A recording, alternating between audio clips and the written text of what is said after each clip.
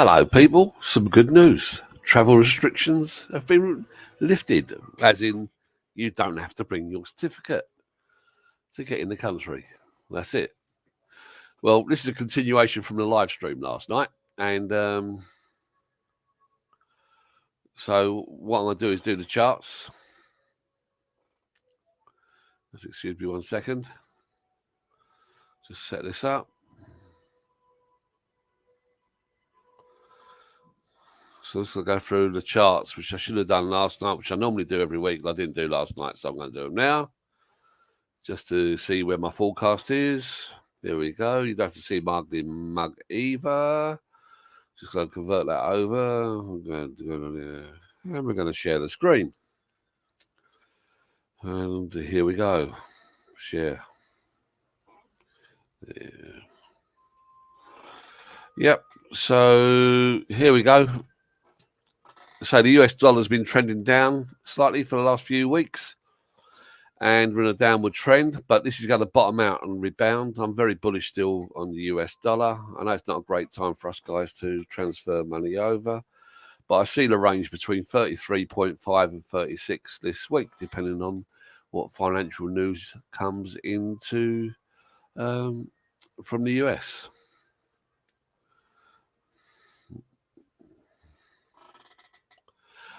This one here is the US dollar versus the Filipino peso. And if you look at that, you can see there's a green, it comes down here with the candles, and then we've got a reversal candle at the bottom. So as long as this continues, it looks like the US dollar to the peso is going to go to 57.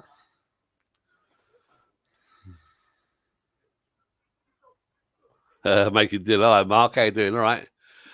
We had a bit of a long stream last night, so I forgot to do the charts. So I said I'd come on and do it today.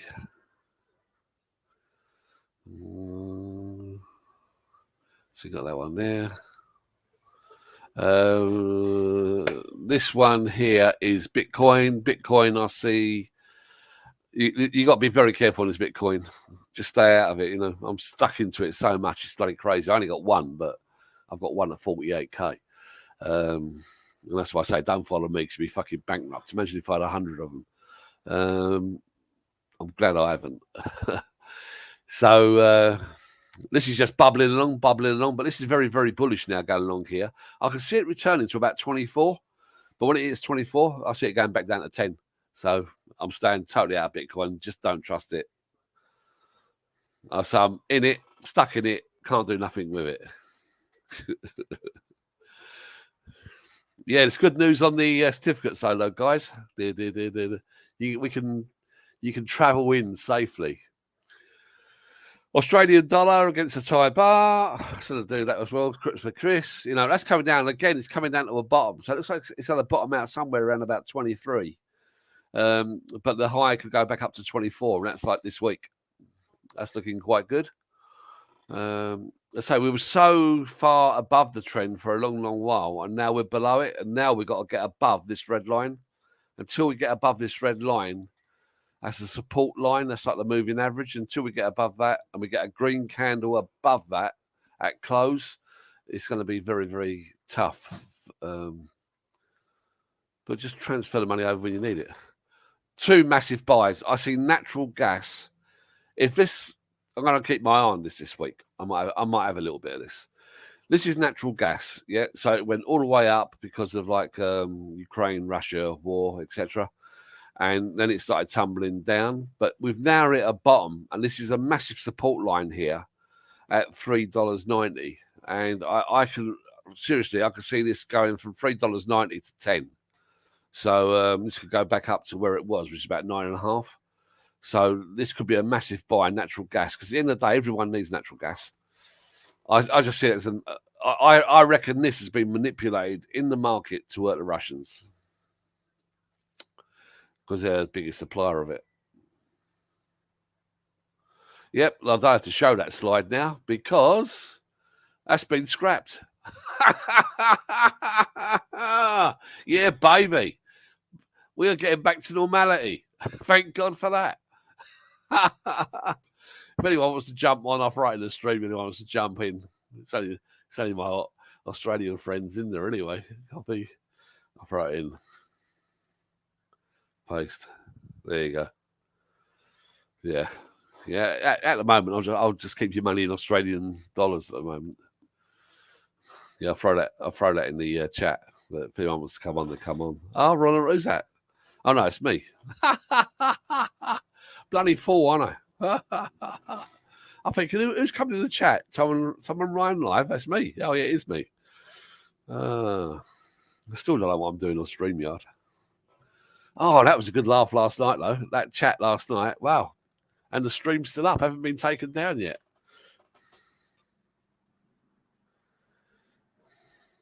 Yeah. Yeah. Chris is cooking. A lot of things, yeah. Yeah, I think the Australian dollar's looking all right, Mark, really, to be honest with you. Can't remember what slide that was. Was it that one? Yeah, it's the Australians against the Thai. You're suffering a little bit at the moment, but you're not suffering as much as the Americans. You're not suffering as much as the Brits. So, as you say, as soon as your relationship with China gets better, then hopefully that will reverse. The Australian dollar's pretty good anyway because you're so closely linked to America. So you're never going to be that bad off compared to everybody else. I don't know what the debt situation is like in Australia. I know you got some nutty fucking left-wing politicians. And then they got Trudeau in Canada. Oh, my God. You know, and I can't say a lot because we've got a Pakistani running it in the UK. He is like the richest Indian or Pakistani in the world, or one of them. And he's running our country. Can you believe it? Always looking after us himself and his mates. What we got here? So he's cooking. Mark, I'd imagine Mark's finished work now because it's about 8 o'clock at night. And bloody hell, it was 5 a.m. before I crawled into bed last night. 2 streams, 9 hours solid. He's done for the moment. Yeah, I know, exactly. Well, thanks for popping on. This is for the guys who like to see the charts. If anyone's got any money in the exchanges, please get them off and get them into cold wallets. Gold's looking absolutely marvellous as always, and platinum's looking marvellous. So I could say I'm all right, Jack, but it's a bit unfair on everyone else. All looking good. Well, Mark, I hope you enjoyed yourself here. 9:45. Well, it must be bedtime, isn't it, Mark? Bedtime. Do you want to come on for 5 minutes, or are you gonna go to bed? What are you gonna do? You could have told us all about your travels back. Yeah. What was it like, Mark, going through the airport? Was it okay? Because Chris wants to know, because Chris is coming soon as well. Was it okay travelling through the airport yesterday? I'll be on in a second. All right, okay. Oh, you're like this, Chris. Have you two ever met yet? Have you? I'll tell you what. If Mark's coming on, I'm going to go and get a beer.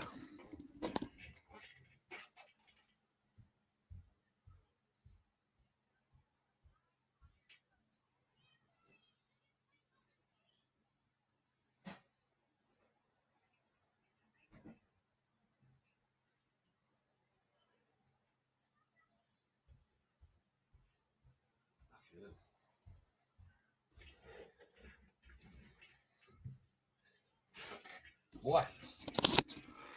The wife was hiding in the toilet.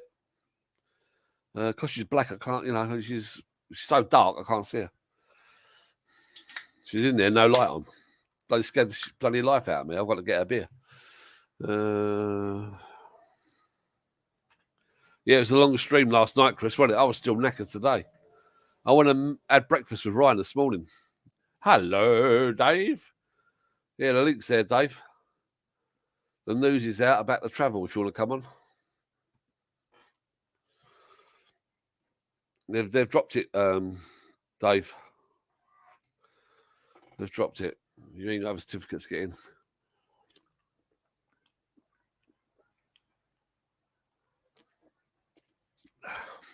Don't know about Chinese. I can't see him just letting the Chinese in.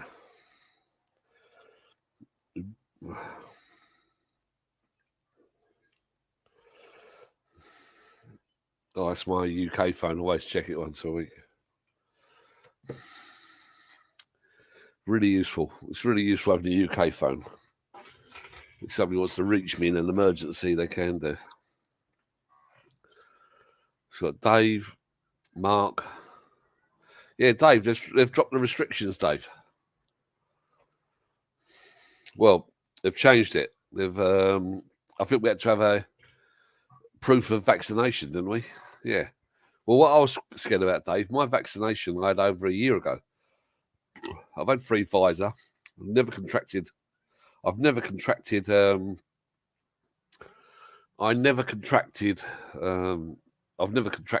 COVID anyway because I'm. Mark will tell you what I'm like. I'm a bit of a strange one. I'm really strange about hanging around groups and going out with people I don't know. So I don't really. I'm a bit of a social introvert, believe it or not. So me, my wife, my daughter, we've never contracted it. Ah, there's Mark. How are you? How are you? Mark will tell you I'm a complete fucking weirdo.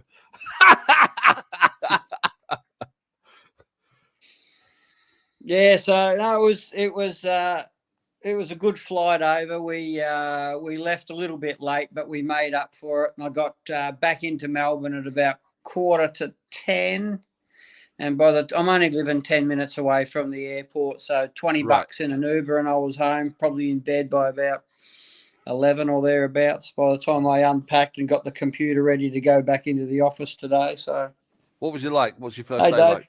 What was your first day like? So, yeah, today was a busy day because I've got all the construction crews all back from leave, and so needed to pack their lunches and send them on their way. So, yeah.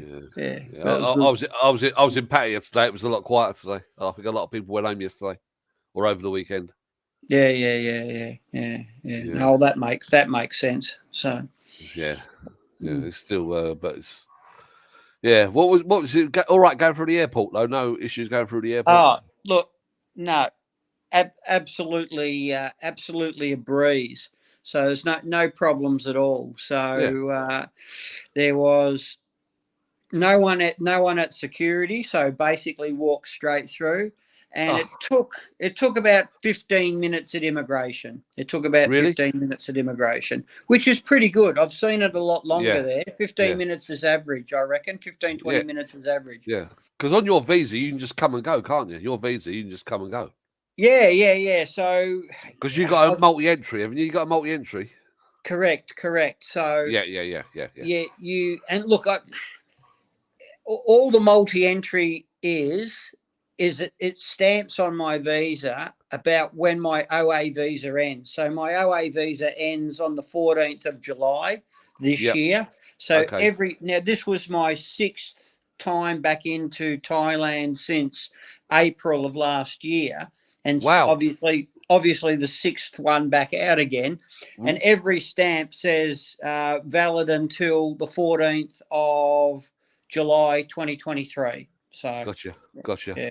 So basically, if you're here and you got a multi-entry, you've just got to go to the rail immigrate. If you're here for more than 90 days, just go to. You haven't got to fly out the country. You just go down to immigration, can you? For the. Yeah. So if I'm here for in excess of 90 days, well then it's just my normal 90-day reporting. Yeah. It's easy.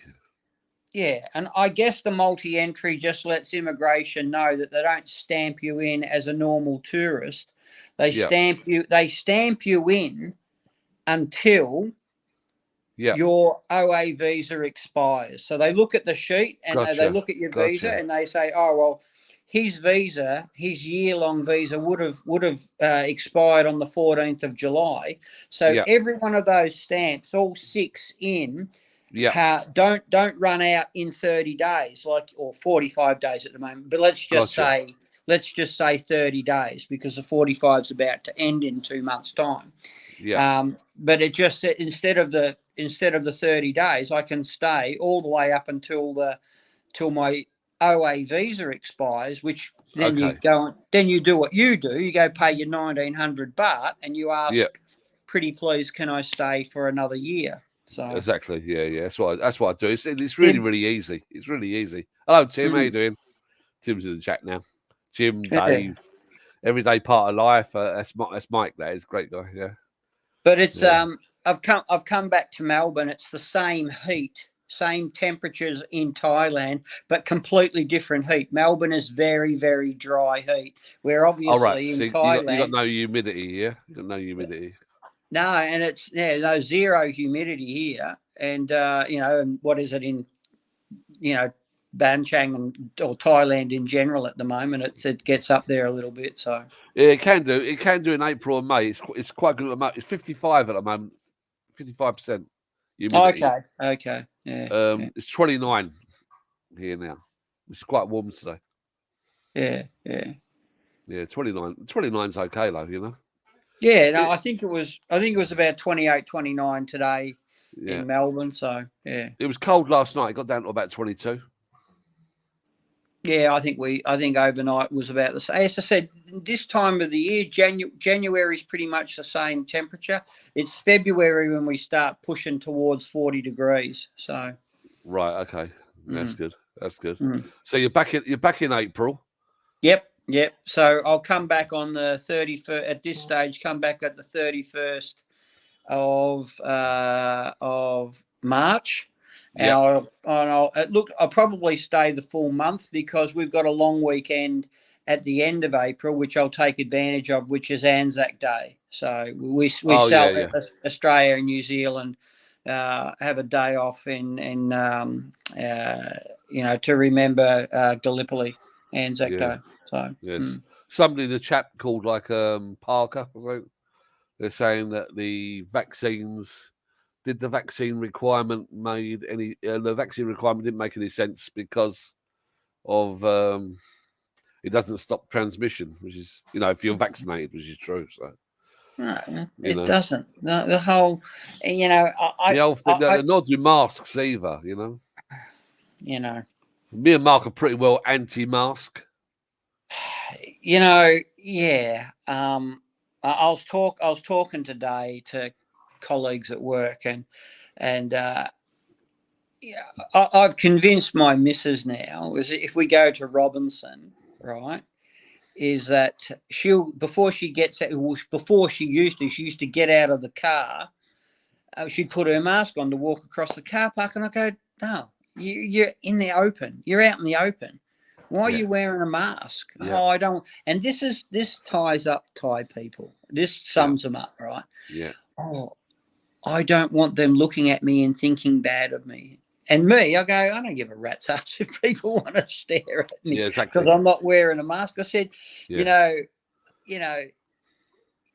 every revolution's got to start with one. Yeah. Yeah.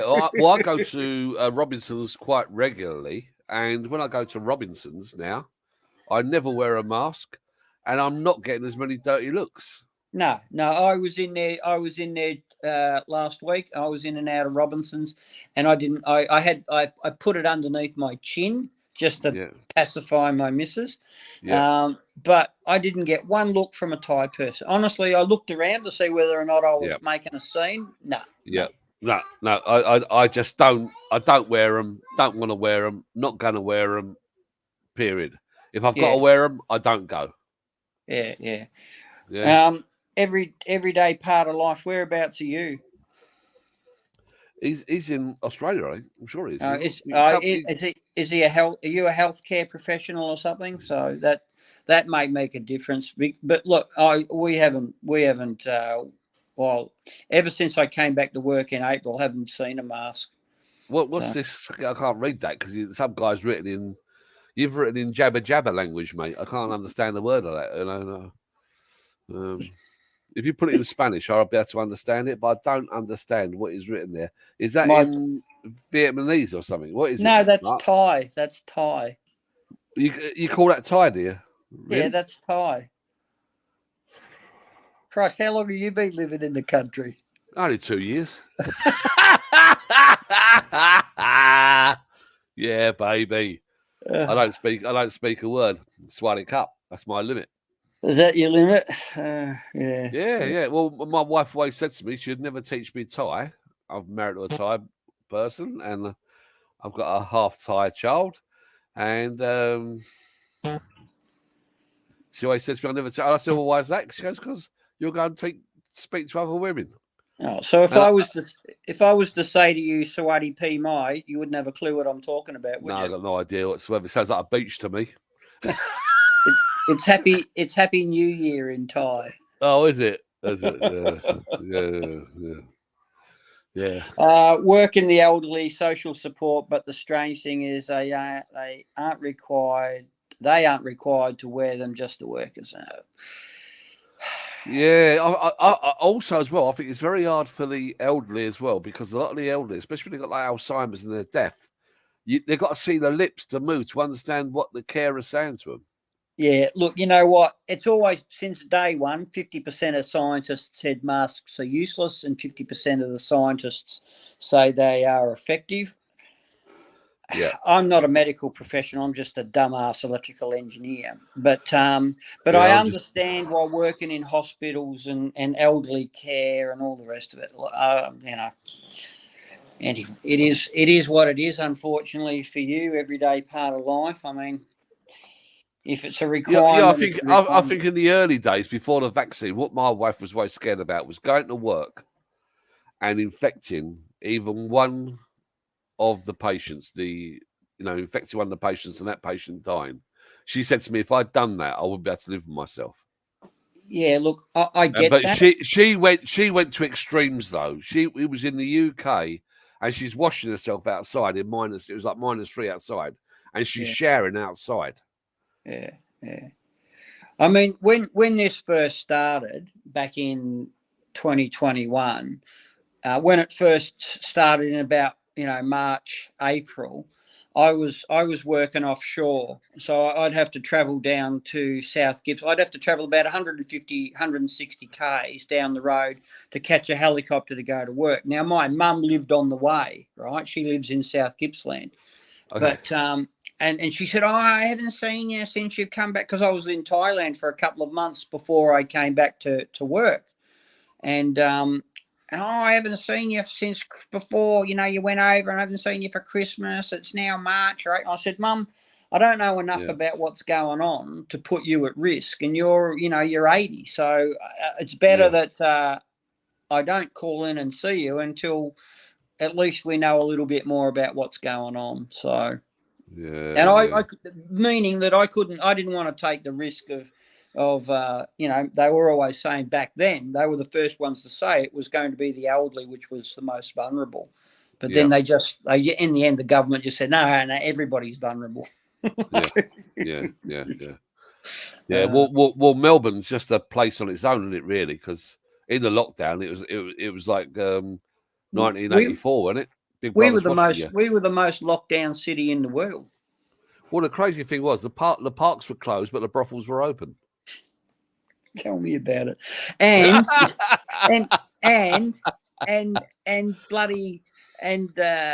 COVID would follow you if you moved more than 5 kilometers from your home and you were outside for more than an hour.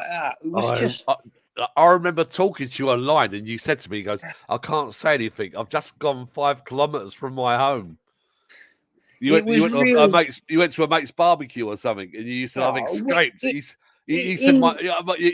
"You sounded like an escapee from prisoner." We did. We all me and a couple of mates. We went to my mate's farm. He's got a farm just on the edge of the airport here, so it's well and truly more than 5 kilometers from home. It's probably about 15, 20 k's from where I was living in my own apartment at the time. Yeah, and we would have bloody a la break of curfew barbecues. But we would be hiding underneath the pine trees, thinking that the police had got Alec. We were pissed, and we were fed up with steaks and stuff. We had no idea what was going on. Chris, this is Mark. Mark, this is Chris. Oh, I've seen. I know Chris. Hang on a sec. Shut that one up. So I can only hear one version of everybody. Hey, Mark. How are you, mate? He's a banana bender, so you know. Damn right I am. Actually, no. I was actually my first formative years were in Melbourne. Actually, started my apprenticeship at Vickers Royal down at Richmond. Yeah, and then moved on from there. Well, you know what Queenslanders call us, Tom, down here in Pretoria. They call us bloody Mexicans down here. Mexicans, really, yeah. really. Well, yeah. same with New South Welshmen. I mean, bloody hell, you know, they're bloody they're Mexicans, and then it just just get deeper into Mexico the further south you go. Yeah, we're down in Sonora country, mate. Where the rabble live. Yeah. That Brisbane sounds really nice. I've never been to Brisbane. I would like to go. I think it's a nice spot. It's very Asian when it comes to temperature-wise. It is. It's just a big ass country town. I mean, that's after 6 o'clock at night, everyone's in bed, sound asleep. It sounds like Bang Chang. Except these days, Mark. Except these days, it's just like I'm getting some work done and stuff like that, and next thing you know, there's 3 Saab choppers with running black, from the police, chasing assholes around the bloody streets that are drag racing and all that stupid stuff. It's like, give me a break. Do you guys live far apart from each other? About 3,000 kilometres. Yeah, about 3 hours by plane, mate. Yeah, 4 hours by plane. About 3,000 clicks. The map's just lied to you. The map's just lied to you because the map makes Australia look so small on the global map. Australia is small, but we deliberately floated Queensland out into the South Pacific. Come on, Mike. Everyday part of life. You got to stand up for the Melbourneites. Just click the link and get your ass in here. Is he from the northern counties? Or no. He's actually probably not far from Mark. He's down in Melbourne. He's in Melbourne. Yeah. Oh, you got 205 subscribers now on your channel, on your Chris Across the Planet. Have I? Oh, mate, I haven't. Ever since I started the other one with Spanky and the Bear, which is the leftover shit from, as you can tell by the background and stuff like that. Ever since I started that, I haven't looked at my channel in probably, since we started the other one, which was 2 weeks ago. So yeah, I've got it. I wanted to share it, you see. Oh, look, yeah, go hard, go home, mate. You know it is. Jesus, I don't know about you, but I'm stuffed from last night. And I mean, we did 3 hours, 3 or 4 hours on Spanky and the Bear. And then I thought, I'll just drop in and see how Tom's going. And just like, I'll drop in the chat for a minute. It's like, for fuck's sake, it's like 5:30. I crawled my ass into bed this morning. Jesus. I've been sleeping all afternoon. Yeah, I got a couple of hours sleep, and then body just said, "Dickhead, the sun's up." It's just like, get out of bed. It's like, hey, all right, housework to do, the usual shit when you're a bachelor. So well, the wife didn't tell me. She just said to me this morning. I dropped Anna off at school. She goes, "Oh, we're going to the patio."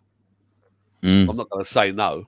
No. All I wanted to do was go back to bed, and she said, "Oh, let's go to the patio for breakfast." Then we was coming up to Macro. She goes, "Oh, let's go to Macro." So we went in there and spent about $8,000 in there. So, as you do. Look, it looked like a pretty good catch up last Saturday. I haven't watched the video yet. I just haven't had a chance. I've been under the thumb, but I'll watch it tomorrow. But what's that? The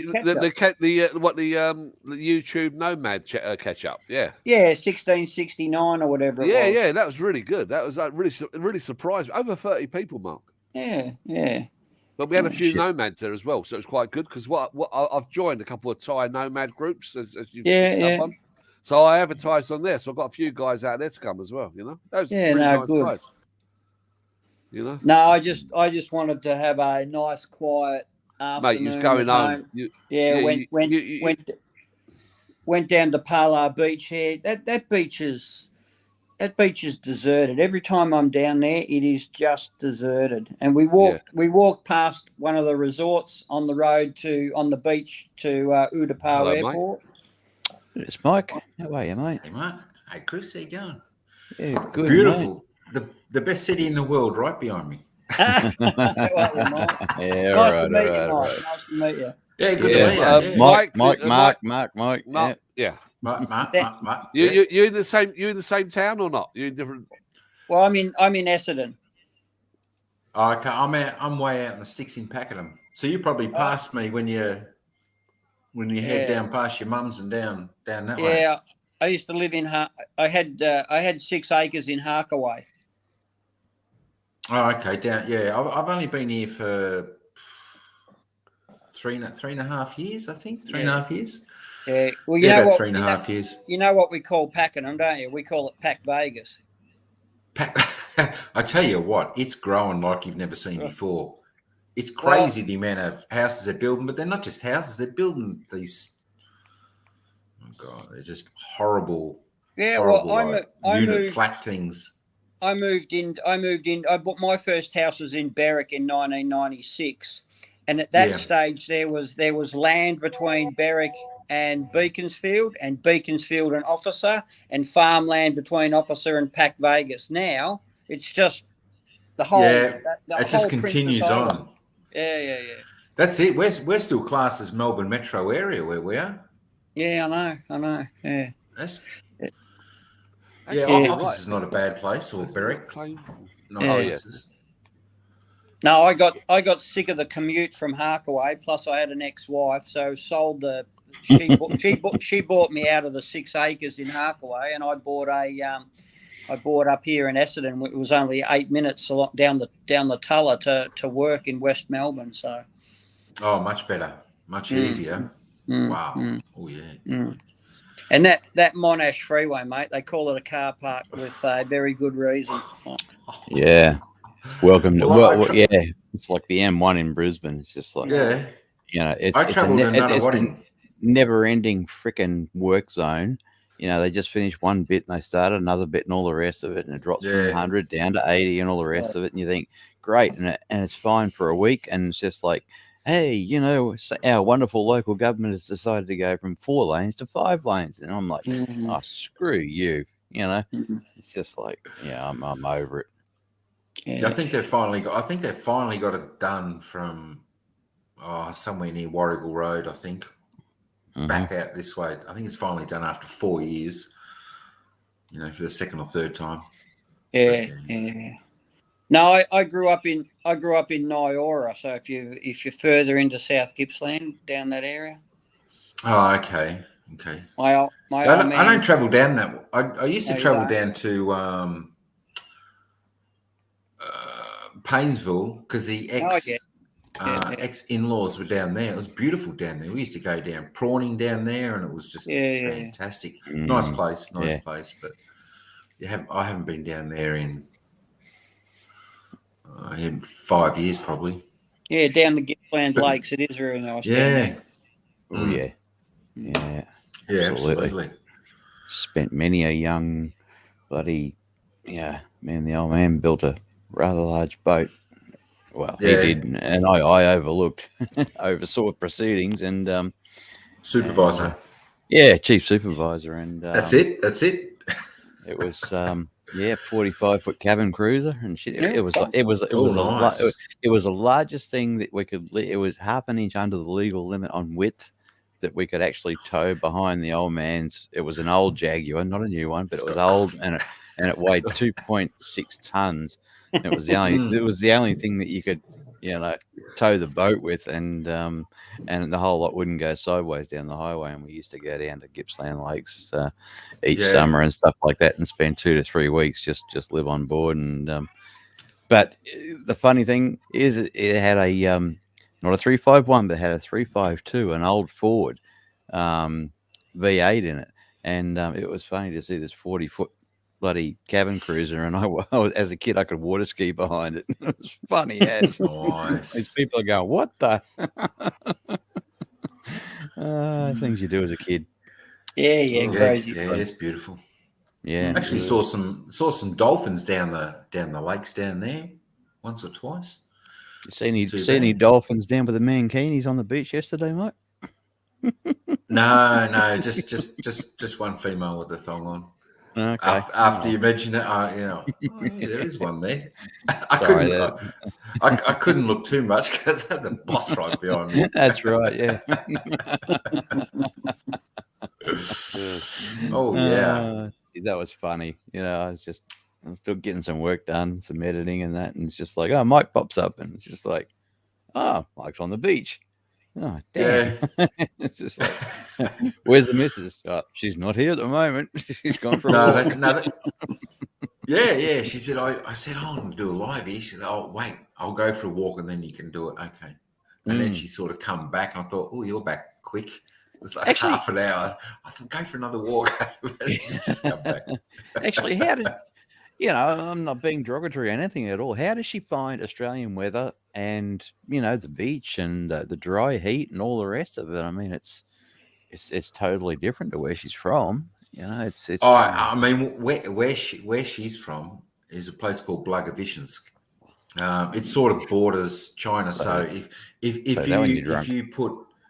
you put it like Australia over Russia, she's like Victoria, where we are in Melbourne.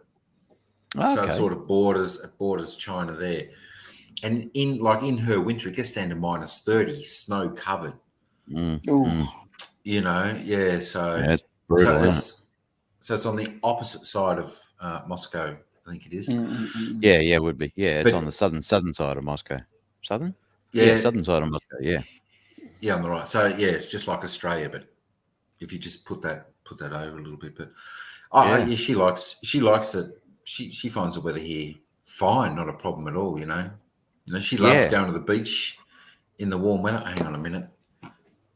Let me just try this again. Jeez, I've got to get my ice. I've got to get my ice block out soon. Yeah, Mike's lagging again. No, I just stick an ice block under the laptop to cool it. Yeah. No, look, the only reason I asked because my missus that passed, she was from the Philippines and lived in Singapore and all that sort of stuff. And when she came to Australia, the heat, Queensland obviously wasn't a problem, but the lack of humidity was it was a problem for a while, with dry skin and all that sort of stuff. But anyway, we're getting off topic here. I was just curious. Sorry, Tom. No, it's interesting. I was going to say that fire away. If it's a little bit dry, it's not too bad because she puts cream on all the time anyway. She keeps her, like a lot of Russian women, they look after their skin and body very well. Yeah. So and their bank accounts. Yeah. Well, she's a photographer. She had a good job over in Russia, and she left it all to come here. So that's right. Yeah. You can do your passion photography. So. She's a fantastic portrait photographer. Bloody oath. Actually, you need to drop her Instagram link. I mean, every time she pops up, which is every day or so, I'm like, holy crap. I mean, just the thought behind the photos and stuff like that just blows my mind. As an editor, the stuff that I see is pretty wild. And then, stuff like that comes out. Yeah. She's very good at editing and color and all that type of thing as well. But I don't know whether we're just in that area where people just, I don't know. They just don't seem to, want those beautiful portraits or pay, or I don't know what it is. Maybe if we're in somewhere like Essendon or Toorak, people out there might be more inclined. But like where she comes from, like Russia, they love it. They love it. Yeah. They love getting same in Thailand. Dolled up in Thailand. Yeah. And I think people really need to get beautiful portraits like that because it's not like a picture on a phone. They're just all snapshots. You can't get an image like what someone like she can do out of a phone. No matter how good you are, you just can't do it. No, hell no. I edit half frames. At basically 4 frames a second, instead of 24. But because of the hardware restraints, I edit half frames at 8K, and you've actually got to stitch them back together. And then, And then by the time, either myself or someone else, the colorist runs through it, and then you got to do the rendering and stuff like that. I mean, I just literally, hang on a sec. It's on the other screen. It was 12 minutes of 8K plus 8K stitched together, and it was 3 hours 55 minutes of time to mash it and bash it. It's Wow. Like, it's just and people go, how do you charge so much per hour? Yeah, well, I got to pay for this freaking hardware to do it. That's it. Yeah. And people who don't understand what it entails to get that end product there. That's right. Yeah. They might think it's take a bit of video or make or whatever and do a little bit on the little app on your phone or something like that. But it's totally different, like to what you do. And it's not YouTube. What a professional photographer does to get that high-end workout. Hell yeah! I mean, still photography. I mean, that still blows. Okay, play on words, but that still blows my mind. The amount of time that people will spend on a handful of still shots. Like your missus does. I'm just like, damn. If I spent that much time, I get fired. I wouldn't get the work. It's just like I tell you what, I am definitely not as good as her in any editing or taking photos. I don't think. I mean, some photos I take quite okay, but she's very creative. Do you get her to edit your films, Mike? I just do all mine on. I'm lazy. I just do all mine on the phone. Oh, you do it on the phone? Everything on your phone, yeah? I video it, edit it. Oh, yeah. I'm quite technical. I use Filmora.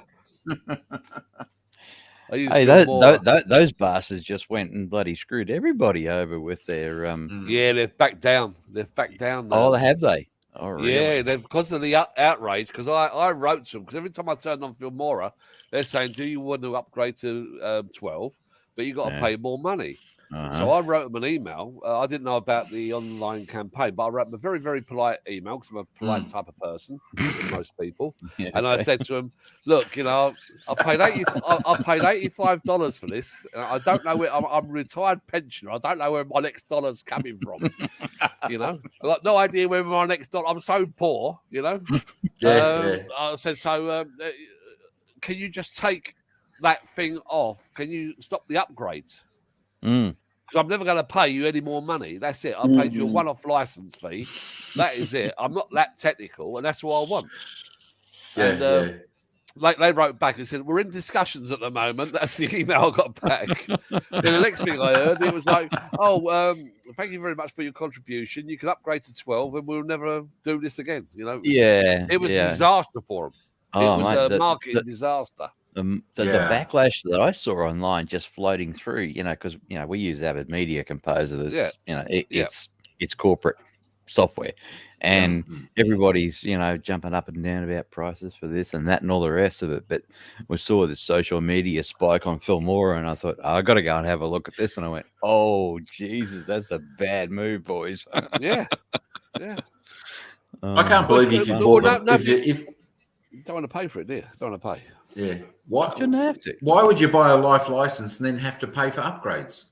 Yeah. Yeah. I mean, I paid $41 or something for. I only use InShot as my editor. Okay. $41, and it just up. Look, if you got a laptop and you're running a Windows environment, all I can say is grab yourself a copy of DaVinci Resolve, throw the damn thing on there, take the time how to use it and stuff like that, and it will do 99.9% of what you want to do. I mean, there's a lot of pros out there that that will pay the one-off $250 fee to give you absolutely everything that hardly anybody uses. But I mean that was a multi-$1,000 program until they got bought out by Blackmagic, and they just went, "No, we're going to give it to the people."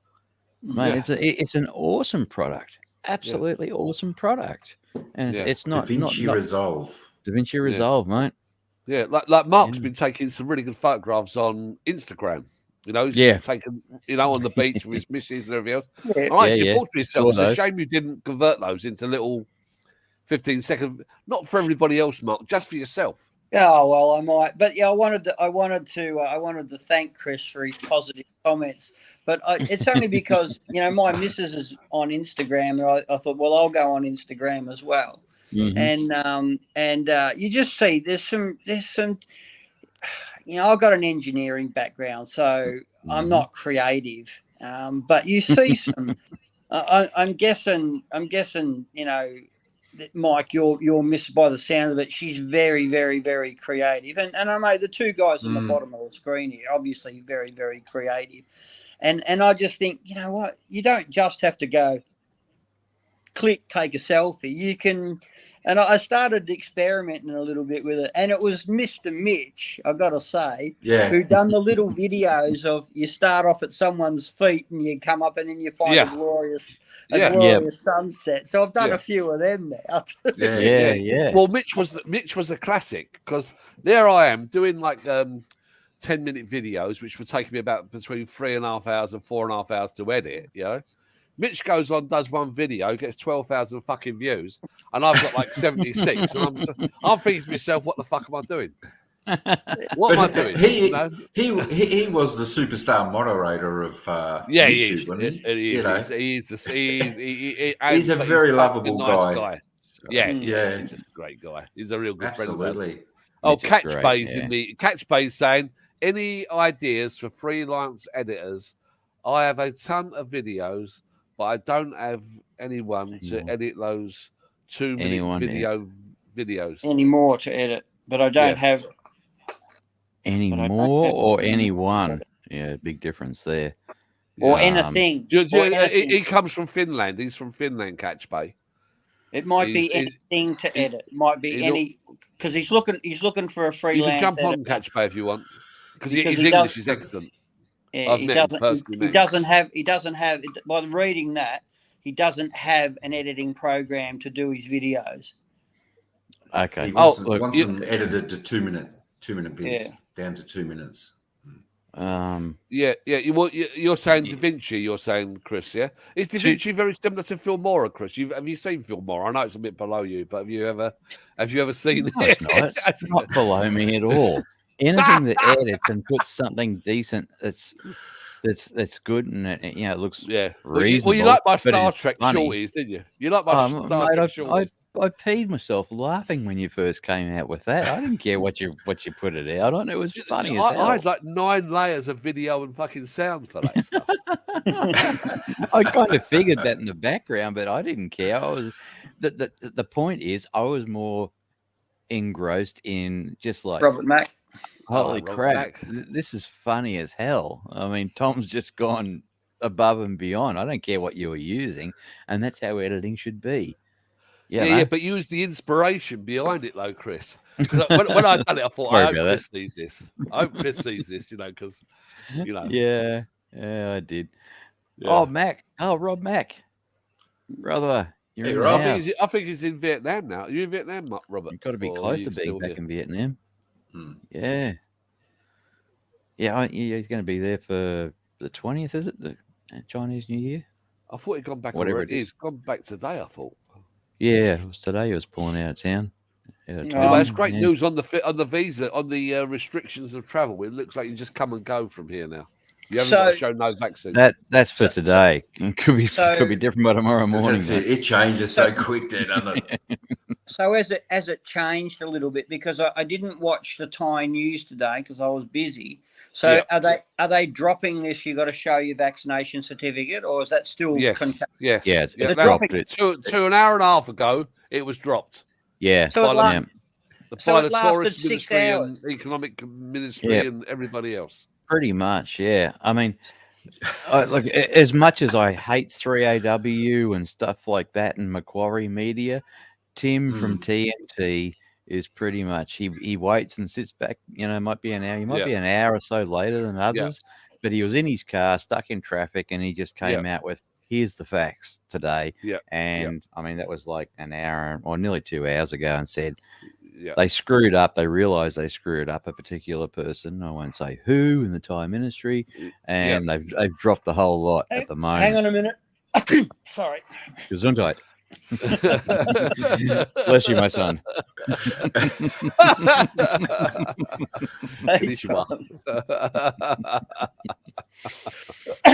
Sorry. Yeah, no, we got it. Don't mention the Wuhan.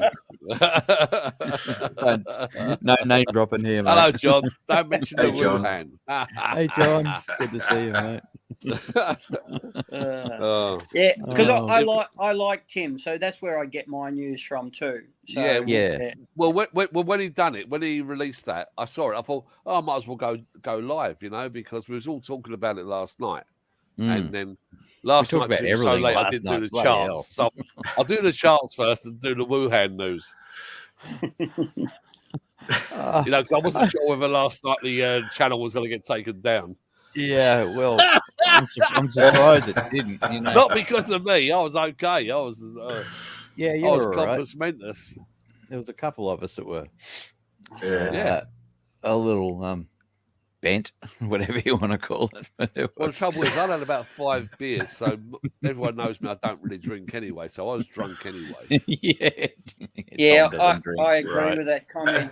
Living in Udentani, absolutely. So And look, there was a lot of interviews that Tim Newton did. I watched a few of them, and he's a consummate professional, But he is, always has been. But he never really had a crack at anybody. But I did see on his Facebook page that he said it only in the last couple of days, when he said he's doing that road trip up to Bangkok and back, that someone made a comment, really glad to see you doing so well. So, and he said, the channel, the old Tiger, never went where he wanted to go. So, John, I'm back in Australia. Got here about 10:30 Aussie time last night. So, straight back to work. Straight back to work at 8:30 this morning. Well, woke up at 6:30. Went out a couple of coffees in North Melbourne. Yeah. And then, aluminium's just jumped up 4.07%. Bloody wow! hell. I looked at that natural gas. Where's that natural gas you were talking about? I looked at that and it's like USD or something, and it's like $11. Yeah. So if you look at the natural gas, but there'd be an EFT in Australia, I'd imagine. To me, it looks like it's bottomed out. That's bottomed out. That's got to go back up again. That looks pretty good. Okay. I quite like it. What's the code on that? NFT? No. NFI. Is it NFI? No effing idea, or no. I just got it from. I've taken this from Natural Gas Futures. IDGAF. Oh, okay. Right? Yes, which is the CFD. So, but I'm sure there'd be an ETF to go to put your money into on that. It's all right, John. I'm getting paid in this hard currency because the Aussie dollar's worth jack shit. So I'm getting paid in baht now. So there's today's wages, 100 baht for today's wages. Yeah, exactly. Geez, you get well paid. That's right. You're doing better than the rest of us. No, he's getting paid by the Labour government, so he just sets the price. They just pay him. Yeah, that's it. Independent contractor. Independent contractor paid by the Labour Party. So they pay him 100,000. He just gives them a 5,000 kickback. Yeah. And I'm joking, Mark. Actually, you're closer to the truth than I want to admit. Catch Bay. Who else is? But Catch Bay, you're muted, so we can't hear you. But if you got a question, please go on. Because I've met you. I met you. Yeah, I met. Do you know where I met Catch Bay? Yes. I met him in the open mic. Yes. Yeah. About it was May. Yeah. 18 months ago. Nearly 2 years ago. Yes. Yeah. Yeah. So you was asking about the editing because Chris, who's on here, Chris, Spicy Bear, is a film editor expert. Yes. I wouldn't say that. Okay. I get paid to be that. Okay. First, I don't know why I can't get the camera working. So Really? Yes, this is a new iPad. I bought this. Oh, that's the trouble with this Apple. It's all crap. Don't start these that, shares. Tom. I I'll slap your I sorry bought- ass back to the UK. Okay, I mute myself. Please continue. No, So, please, Catchbait, please ask the question to Chris, because Chris will help you. No, Yeah, no. Okay. Yes, I bought this iPad just for DaVinci, because I have been using DaVinci for many years, and when they said that the DaVinci is coming for iPad, so I bought this iPad, Okay. and DaVinci is working okay with this iPad. I know how to use iPad, and no, sorry, I know how to use DaVinci with PC, and it's okay with iPad. And I have made. I usually try to make my YouTube videos that I take one good song, maybe 2 to 3 minutes long, and put the video, the material working with the song. But it takes time, so I can use maybe 2 to 3 months to make 2 minutes video. So I'm thinking right now that okay, it's taking too much time. Maybe there are some freelance editors who could do the videos for a little bit money for me. I actually look on. If it's a late model iPad, you should be able to knock out. Because it's iOS. I mean, I work in OS X, which is, the Apple, for larger hardware. iOS is for iPads, iPhones, and stuff like that. It's a different beast. But no matter what, I mean, I know people that are live streaming. Like you should be able to hit settings at the moment in StreamYard. You're actually on the panel. You hit settings, and in the list there should be the setting for the iPad camera, so you can come up, and it should have no problems doing that whatsoever. But as for the editing, there's a whole bunch of programs that I don't really know of, because I don't work in iOS. Everything else is OS X. No. The program is not problem, because the DaVinci works with this one, and the whole reason this iPad is over what is the iPad and the pen and the keyboard. It was 3,500 euros.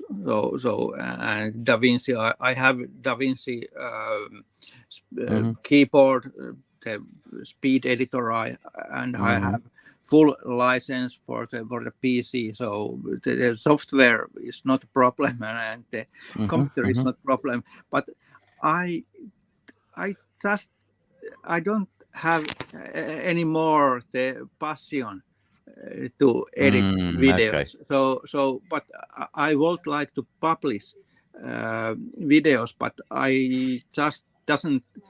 Of course, I can take the video and make a speed fast edits and clips, and join and put those to YouTube. Yeah. But that is crap. So I cannot do that. I want to do it with right way, and I don't have any more the passion to do that. So, okay, well, so I'm looking if there are some pool of editors who would like to do that job for me for money. Okay, I know somebody who edit it for you. Ryan will do your editing. Oh, look, Ryan will. But look, I tell you what, if this is not a plug or anything like that, if you go to my channel, not Spanky, go to Chris Across the Planet and just subscribe, leave me a message, and I'll reply to you with a group of editors and stuff like that will charge you anything from $2 to $2,000, depending on what you want, how much, what you want done and stuff like that. What's your YouTube channel? Or I just see the name, the Spicy Bear, but hang on a sec. No, I'll do it. I'm doing it right now, Chris. Yeah, thanks, Tom. I'll put it up right now, Chris. Yeah, Tom's going to put it in the chat for you, mate. And I'll get back to you. At that. Honestly, I'm a great administrator. You are. You're bloody good, mate. There's no doubt about it. Fucking shit broadcaster.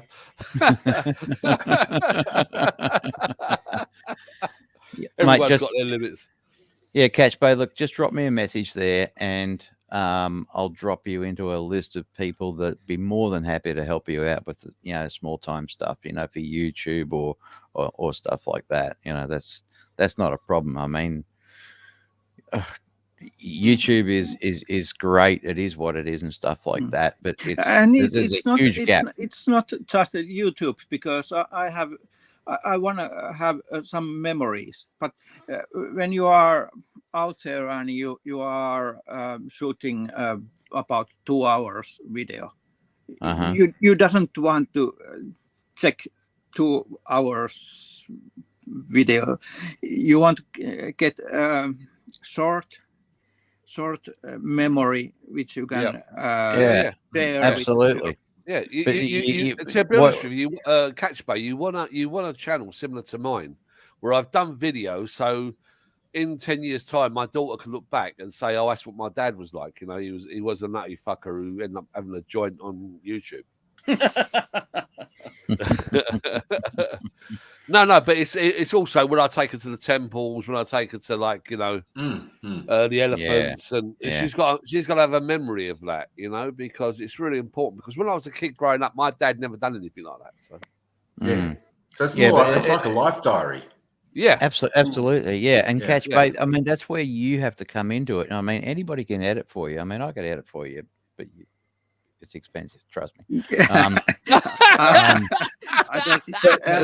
the way, Mark could do it for you as well. He can edit it for you as well, because it doesn't really work. He just gets paid. Yes, but back to the you said that you put some contact information.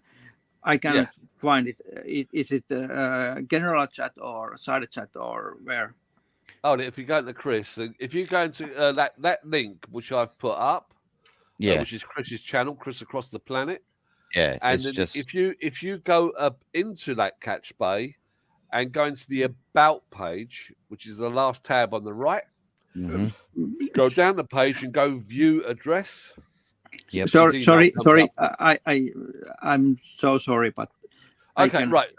Catch Bay. I'm just gonna put the screen on share. Yeah. Yeah, do that. Yeah. If you want to contact Chris, follow the link I've put in the chat. It's a training session. This. Yep. Right up your alley, Tom. Oh yeah, love it. Right. Chris Across the Planet. Yep. That's me. Yep. I've already put it in the chat. Catch Bay, so it's already there. If you put it up, it will come up like so. I've just increased the side of my mouse so you can see the side my mouse. Now down the bottom here, you can see view email address. Yes. If you click that, and then you go, "I'm not a robot." Click that. A robot. Yeah. Are you sure? I think.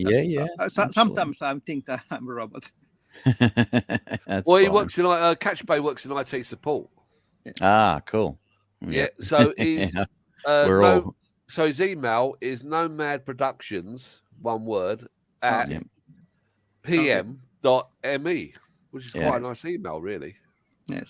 Absolutely. So, do you think that? I think that because so many people are now point and shooting with their phones, and they want to maybe get something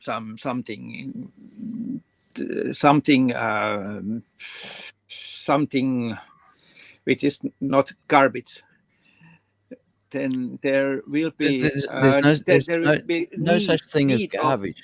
This is what I got to keep trying to get across to people. There's no such thing as garbage. If it's memories and it means something to you, it doesn't matter if it's rough around the edges. It's what you feel in your heart. You know, we go to an awful lot of trouble with feature movies and all the rest of it because we got, millions of people across the planet that have to be going, oh, wow, that looks really good. And not go, oh, look at that, where they screwed up. But no, YouTube's different. You go and it's just like, wow, Tom with his daughter and stuff like that. It doesn't matter a crap what it looks like, No. But she's going to look back in 20 years' time and go, oh, geez, well, I had fun with my dad and stuff like that. Yeah. That's the stuff that's important. And you don't need to be any big time editing or anything like that. It's just, it's not about the quality, it's about the quantity. Maybe I said it wrongly.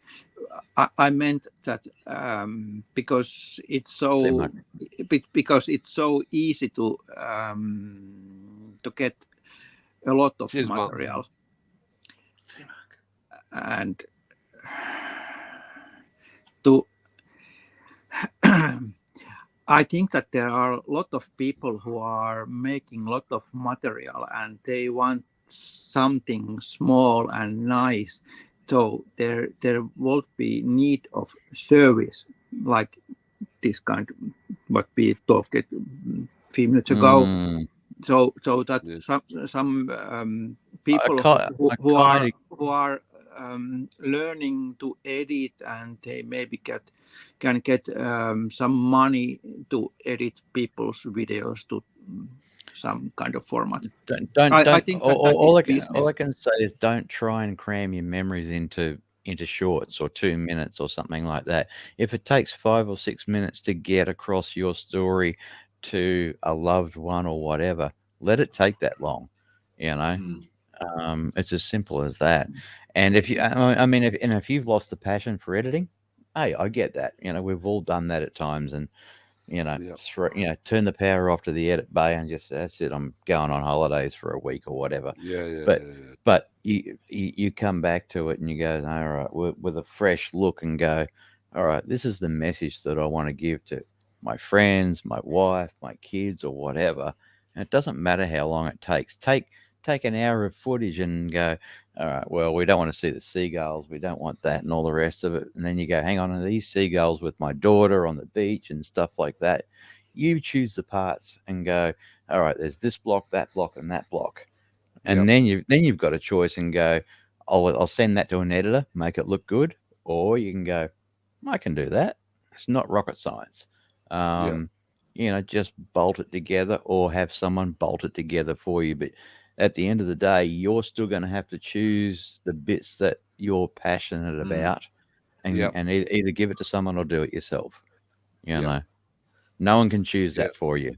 No one knows. I think the trouble is he's too busy at work. Catch Bay's very busy working. No, I'm not.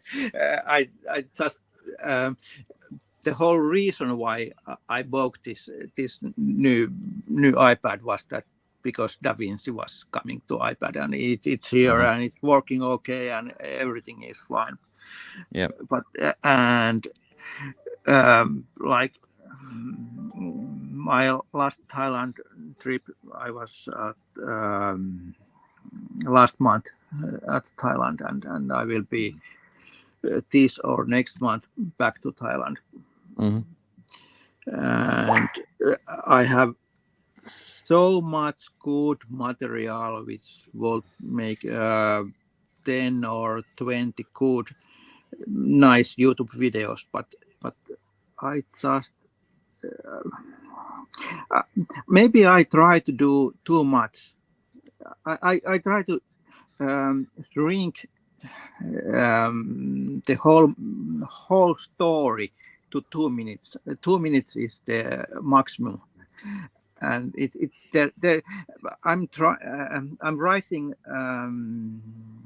ideas how the video starts, how it goes, and what's happening, and then I'm trying to get a good music song and put everything and sometimes I have 3 or 4 different videos. There is one video it took over 1 year before I published it. It was great. You're overthinking it, mate. You really are. Definitely. You're definitely overthinking it. Hey, Spanky's in the chat. Drop That's the right. And another moderator. I'm only up to about 300. Yeah. I think that's the hard bit. What Catchbay is saying, if he's taking like an hour or 2 hours of video and trying to cram that down into 2 minutes, I think he could be going way too fast. You're missing too much.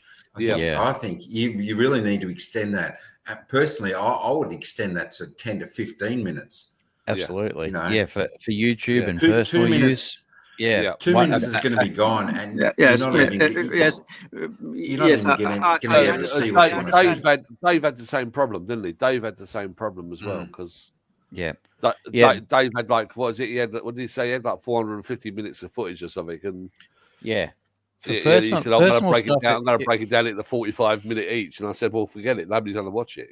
Yeah, basically for personal use, if you're going to make a personal diary, the rough rule of thumb is basically 15 to 20 minutes per hour is what you put aside for yourself. You cut it any less than that, you're going to miss a whole chunk of the story for yourself. That's it. Because you're doing it for yourself, or you're doing it for a loved one, or something like that. But if you're doing it for the masses, I mean, that's a different ball game. No. I'm not doing that masses. I'm doing that for myself. Okay.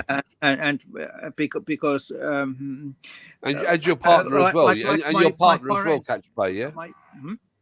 And your partner as well, yeah. You're doing it for your girlfriend in Thailand as well, yeah? I'm not sure if we are still together. Okay. There you go. C'est la vie, such is life. Sorry. Yeah, such is life. Yeah. Regardless of that, Catch Play, look at 15 minutes per hour. At the moment, we are. I'm not sure if we are together anymore. Okay, but that's another thing. But cut the cash off, and you'll soon find out. Cut the cash out, and you'll soon find out. but like my parents have several hours old films. Those 8mm. What's the term when you have film camera?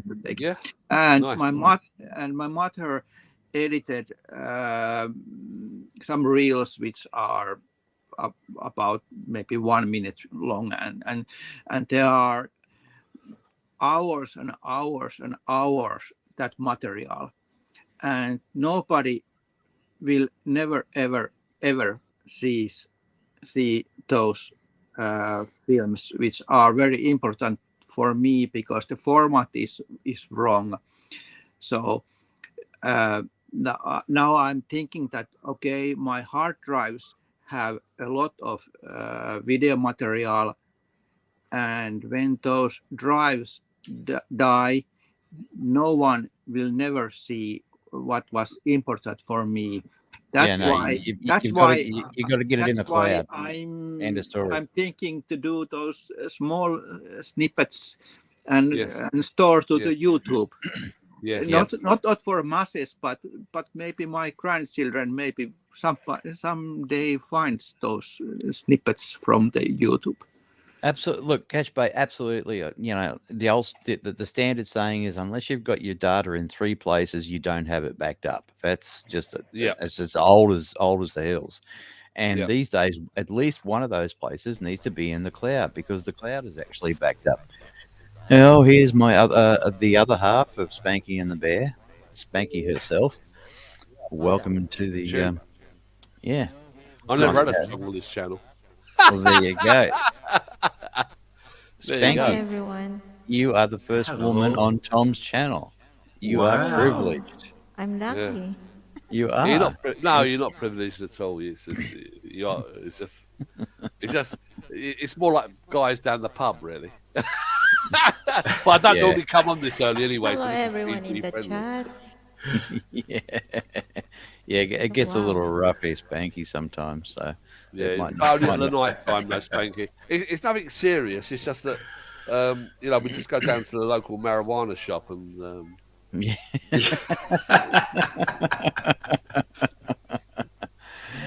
I think. Catch Pay, is that helpful for you? What Chris has said to you? Because Chris is the words of wisdom when it comes to ability. When I found out how professional Chris was, and I was doing videos, I was just talking to Chris online because that's how we've all met up online, basically. And then all of a sudden, you're talking to Chris, and even I felt quite intimidated. I thought, for fuck's sake, I've got like a fucking Oscar winner up there, and oh, jeez. You're making me blush. No, but I think I've made some quite good shorts, really. You've been an inspiration to me, Chris, because you've done well. So much. No, because you've given like constructive criticism, because I can take criticism. I like it, like it was like when I've done that drone shot. He goes, "Oh, I love the jar in the drone shot." He said, "I said, Chris, I know." Like the frame drops, 4K, and my fucking software couldn't handle it. It's all right, but me, I tell it like it is. So it's all good. Yeah. I said to Chris, it's constructive. It's constructive. Yeah, that's what it is. Yeah, that's what you need.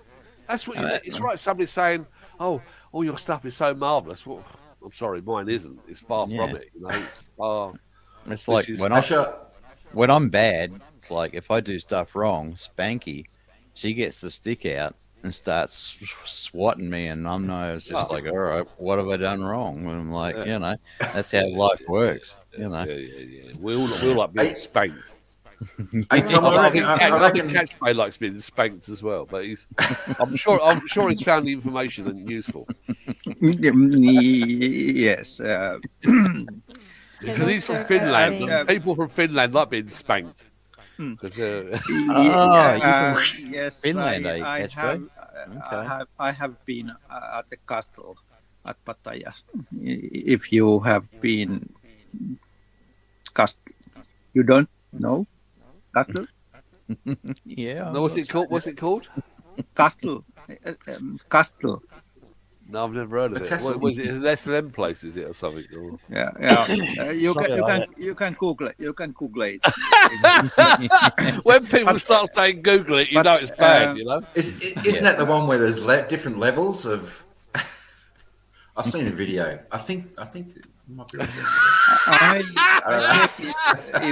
If the child I might as well just sit here and get drunk. I think. I'm gonna get taken down again. I'm gonna get taken down. It's the biggest waste. This Hello, channel. Sir Dave. Hey, Dave. Hey, welcome back, Dave. Yeah, there's ladies in the chat, so we'll have to tone it back a little bit. Yeah. Actually, you know what, Chris? I reckon you should have your Oscar in front of the bear. No, I'm not putting my Oscar in front of anybody. I never said that. Wasn't me. Yeah. You know what you were saying though, Chris, about the backups, Chris. You were talking about the backups. Yeah. Back in about 2002. When was 9/11? When was 9/11? Bloody long time ago. 12 years. Was that? Oh, 20 years ago? 2000? No. Yeah, 2000. Yeah. Long time ago. About 3 months after 9/11, I went to Hollywood because I got a friend who used to work. He used to work for me, and he contacted me out of the blue, and he said, "Look," he goes, "I'm sorry that I've tracked you down." He used the American embassy to track me down. He said, "I'm really sorry I've tracked you down." That's okay. Because I'm really protective for my digital profile. Even then, I was protective because it was going. And I got the. They said, "Oh, this guy, Mark Jensen, his name is." He said he really wants to contact you. And I thought, "Oh yeah, I know Mark. He's a nice guy." I said, "Yes, I find you. Here's my email. You can tell him to contact me." So he contacted me and he said, you're the most inspirational boss I ever worked for, and I want you to come to my 40th wedding, to my 40th party in Hollywood. I'm a Hollywood writer now. I went, fucking hell, that's good. And I shot off going to Hollywood. say, is he still there? I know a Mark Jensen. Yeah. Do you? He's a writer. Small world. Sorry. Holy crap. If I put a link to the chat, is it okay? It's sure. Yes. Yeah, absolutely. Okay, let's look. All right, it's there. Okay, the castle. Yes, it used to be a nightclub, didn't it? It's good place. I have been there, and it was. I think I spent almost 20,000. Okay. Yeah. We'll look at that one later, seeing as we have ladies. So go back to the Hollywood party. So I got invited to this Hollywood party. Yeah. And it was in some old film star's villa, but you know, I'm actually thinking to myself, what the fuck am I doing here? And then they let me loose into the wine cellar, that is a bad move. Hey, Paul. This is a bad move. This is the person who went to an AA meeting and took everybody out and got me this. Yeah. So I've gone into the wine cellar and I've gone, God. I said, you got 1977 bottles of vintage porter here. Oh yeah. There's 6 there. Just help yourself. I was just opening them up and decanting them and giving them out to everybody as if it was like everyone was just drinking it as though it was like any other drink. And anyway, we had a great night there. But the following day, he took me to Hollywood. He goes, "Oh, do you want to come and see where I'm working?" I said, "Oh yeah, it'd be nice, you know." So we went off to Warner Brothers, I think it was. Yeah. But not where the rides were. It took me to the background, to where they was doing all the film editing, the studios. Yeah. And he took me to this, and I was doing all these old films. And I said, what's going on? He said, I'll take you in here. And he goes, they're backing up the films. Mm-hmm. So, what they're doing is they're editing, taking out all the glitches, and then they're backing them up. Yeah, digitizing them. I said, that's going to take them ages because there's thousands and thousands of films. He goes, that's not their worry. I said, really? He said, well, you buy DVDs, don't you? I said, yeah. He goes, in 10 years' time, DVDs won't exist. I went, really? And when I look back to what he was telling me now, 22 years on, everything he said was right. And he said that the biggest thing they're worried about, they've got it on now onto a separate hard drive, but where they're going to move it next to back it up. Because that fails, it's got to go to the cloud and be shared across multiple drives and stuff like that. Yeah. I mean, so there you go. I remember one quick story was I had to do exactly the same thing for a company that I can't disclose at the moment. They had all this stuff on 35, but it was on nitrate before they went to regular 35. Nitrate, once if you don't keep it in an air-conditioned environment, if you don't keep it dry, it starts to sweat. And once it starts to sweat, you can actually drop a 2,000-foot spool of that on the ground, and it will literally explode or at least burst into flames. Yep. So we had to dry this stuff, run it through, digitize it, and I can't remember where it got sent to. It was local drives to start with, and then it was going out somewhere. I mean, this is going back a long time. Yep. And then we literally threw the whole lot in a pit, and one of the local guys were like, what do we do with it now? And he said, watch this. And he literally he pulled out a sidearm and hit it with a 40-something caliber sidearm, and it literally just went up in flames. I wish I had a camera for it. And there's these 2,000-foot spools of film just going left, right, center, up, boom, and it's just like, that's the end of that lot. Thank God it was digitized. Yeah, because he was telling me. He said the thing is with these films, it was all in a climate-controlled storage place. Has to be, yeah. And he was saying he goes, I can't take you in there because it's a bit like going into a top server room. You know, it's all air conditioned and climate controlled, and he says you just can't go in there. He said, but the trouble is, he goes, if we didn't preserve these films now. A lot of these films in there are just dust. He said we can't even recover them. Yeah, is that right? They turn to dust. Is that correct? Yeah, they do. They Yeah, they just Sammy. yeah, the emulsion falls apart. Hey, Sammy, Sam's pissed and What's happening, broken, mate? annoyed as well because Oh, it's got Love Yeah. Thailand in as well now. Hey, Dave's in the Hey, chat. Andy. Hey, what's up, brothers? Yeah, unfortunately, Oh, I've only got hey, the how you cheap going? version. So if somebody else wants to come in, somebody has to drop out. Oh, jeez. Well, I Bloody got hell. my- That's How all. you doing? I can drop if someone wants to come up, Tom. Well, No, good no, no, night. no. Stay there, Mike. Please stay there. Because Catch Bait, have you finished That your was- question, was Catch me. Bait? I I'm had going my to other step thing. down, Sir Tom. Yeah, No. Uh, That's it. Catch Bait's just gone. Catch Bait, Spanky's, thank you very much for asking your questions and you contributed to the messages. yep, Spanky's heading off to Yads. Yep. Oh, yeah? Yeah, she's got work to I'm do. going.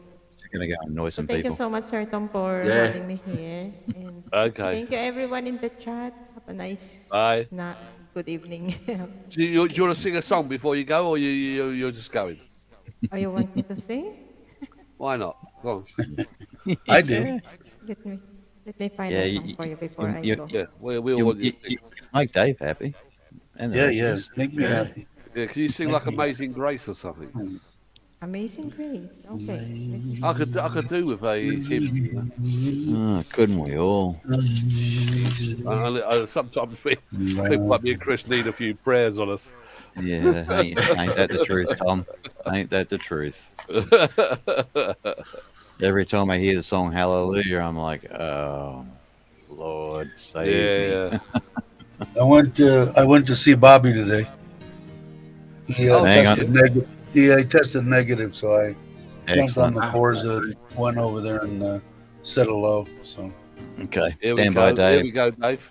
Spanky's ready to roll. yeah, I'm ready. Yep, mic's down. Okay. What about the sound? Whatever song you like. Is it okay? The sound is clear? Sound is fine. Sounds good. Amazing grace, how sweet the sound that saved a wretch like me.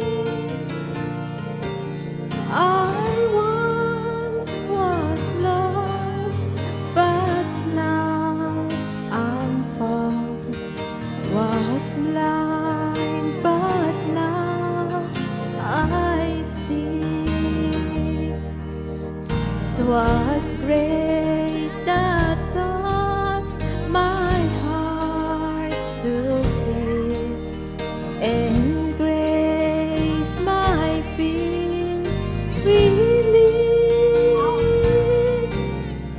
How precious did that grace appear the hour I first believed.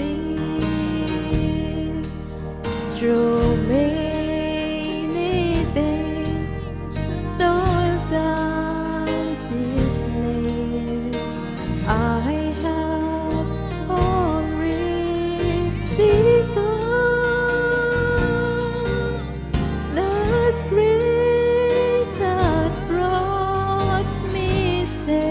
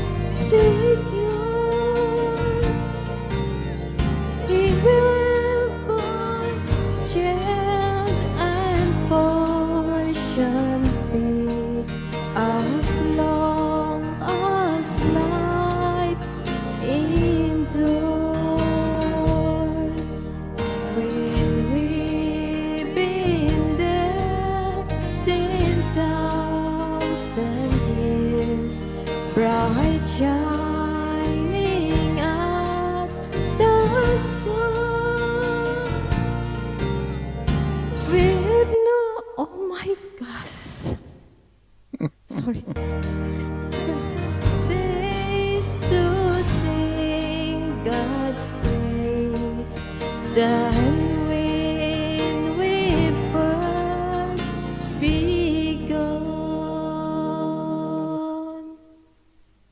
Beautiful. All right, thank you so much, Very everyone. nice. Very I have to step nice. down. See, Tom, that is a first for your channel. Whenever you had, Yeah.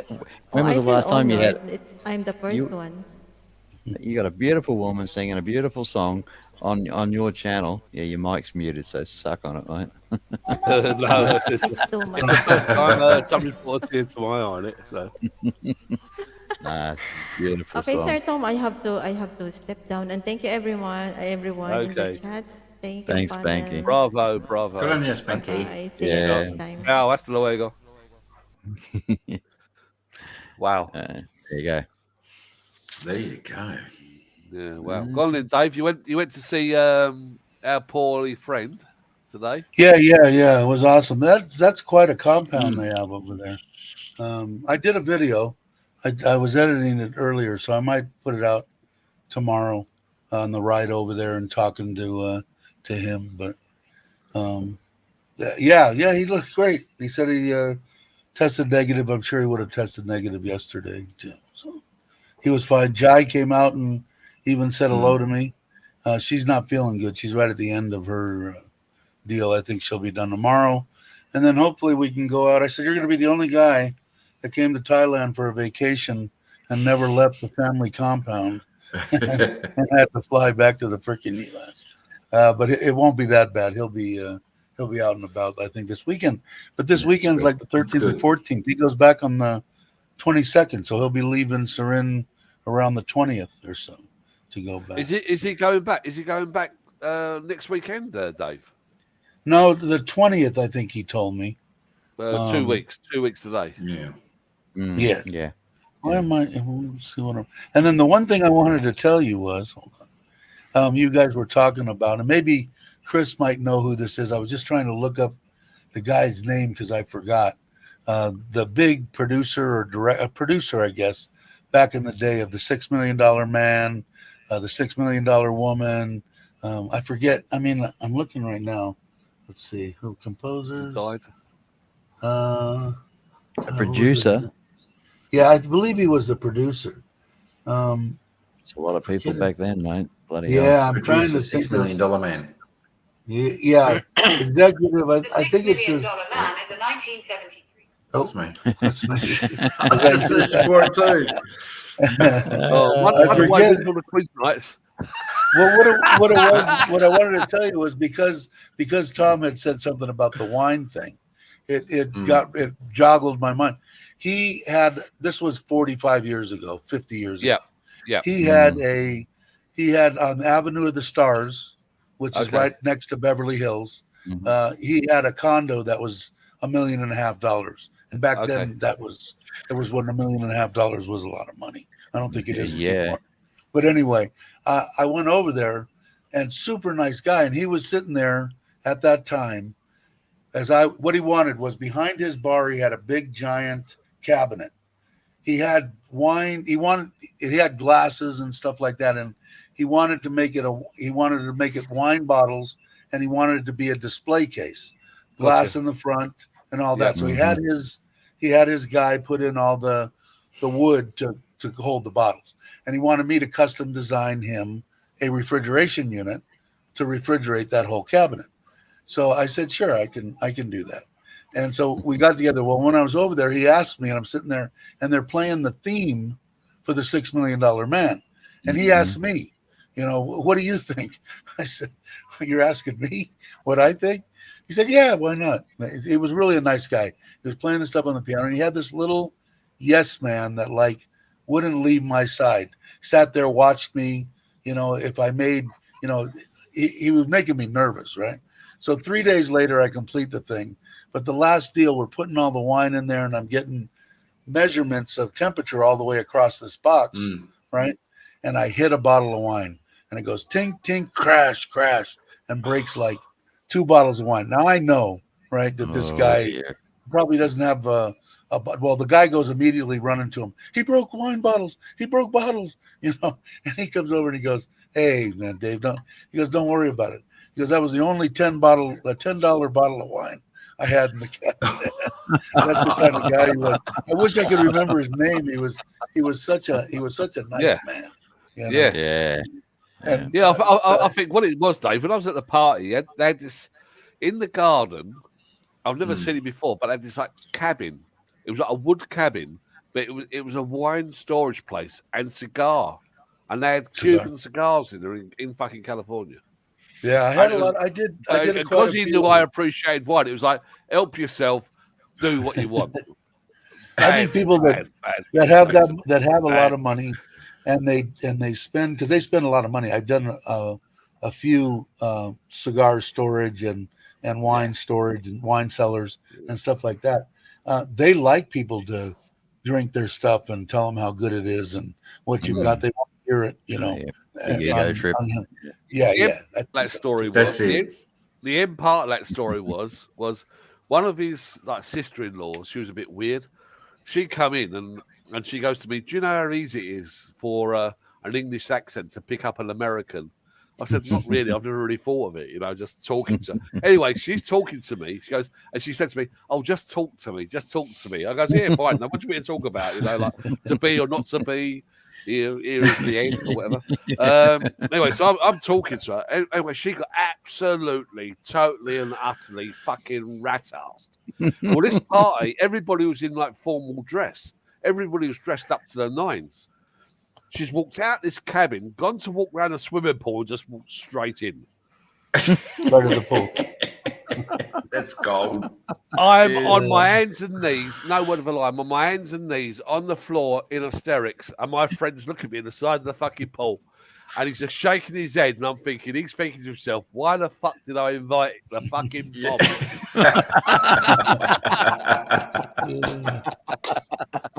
Hey, Joe, how you doing? I didn't say hi to Joe. I didn't say hi to Catch Bay either. Catch Bay used to come on. Yeah. Shoot. Yeah, he's still here. Well, Catch Bay used to be involved with a Thai lady. He used to have a relationship down in Koh Samui. I was, and they got the. Sorry, I really don't know what your name is. It's Dave. Dave. Okay. A minute. Yes. We had a video call maybe 1 year ago or something like that in the winter time, and I was in Finland, and I was at sauna, and I let the rope go down, and Mr. Mitch was not so happy what I was publishing in your channel. Okay. Yeah, you know what it is that they probably got. He never told me that, but they could have taken my channel away. I thought that you went away because we had a mutual friend that had a restaurant in Rayong, and since it's had a falling out with many people around, so I didn't know if you were, buddy with him, and didn't, because Tom was his best friend. No. It's funny. There is a American lawyer in lawyer. English is not my first language, so I say. No, your English is good. Your English is better than mine because we understand you. But I think that you know this integral. Anyway, it's YouTube channel, and in that channel, I'm at the moment I'm fighting with join the crowd. Join the crowd. There's Brock and Mark and Tom and me and Mitch and 10 other people that he had problems with too.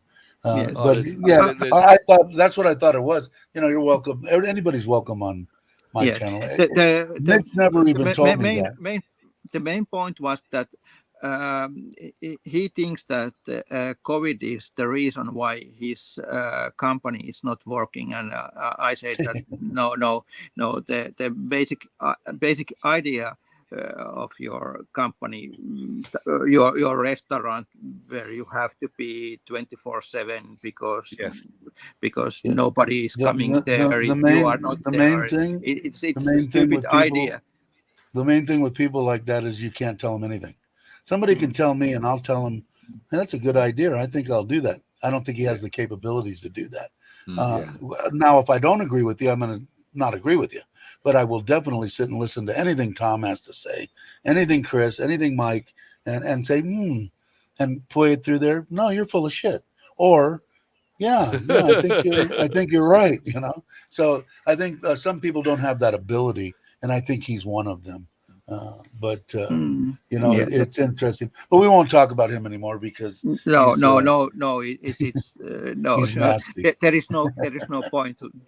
No. But I'm good to hear that you're healthy. I know that you did. Now, the way that Tom said that you had a lady in Thailand, do you still or no? I don't know. You don't know. Are you still sending her money, Catch Bay? It's not about that. I can tell you now, it doesn't matter wherever your wife comes from. It's all about the money. Because if you haven't got the money, the wife doesn't stand around very long, and that don't matter what country you're in the world. Yes. First of her name is Rung, and Rungo is short of her real name, and she has been in Finland. She was really? Yes, she was last August. She was a month in Finland. So I have been 5 times in Thailand with her over about 3 months. I have been 2 weeks in quarantine just to be with her. Yeah, she has been here, and we were thinking about that she will come. That we will go to make a trip to Japan together, and after that she will come to Finland for 3 months. But that's very nice of her paying for you to go on a trip like that. Yes, but last trip, which was December, something went wrong.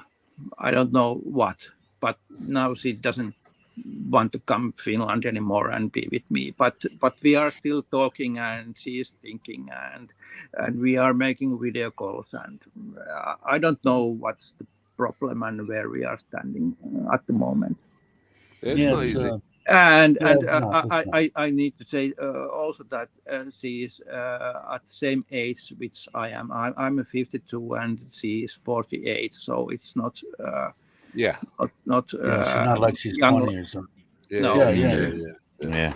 No, I don't know. And we talk about it quite often. I have met her son and her mother and her mother's house, and she has met my son and my daughter and my parents, and my son and mother was with me at Thailand with her. So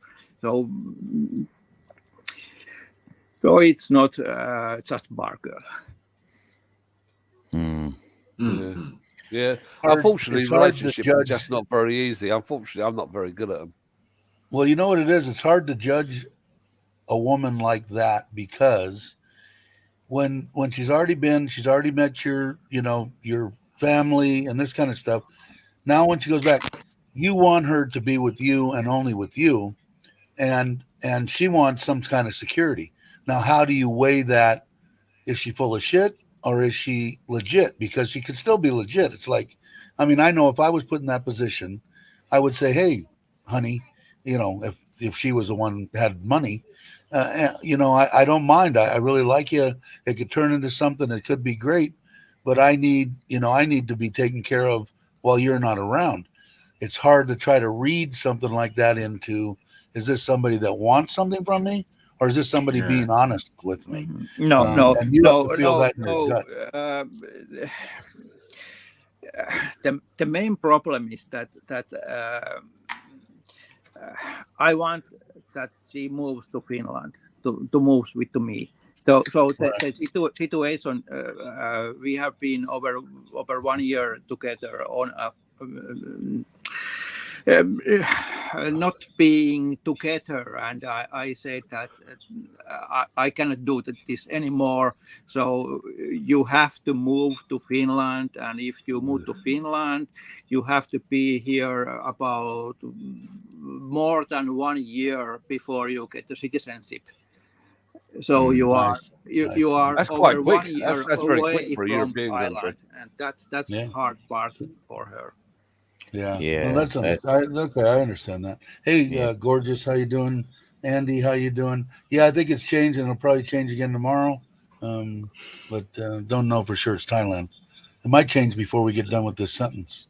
But we'll have to see. To be honest with you, Dave, it looks like it's good news. I think they're going to drop the.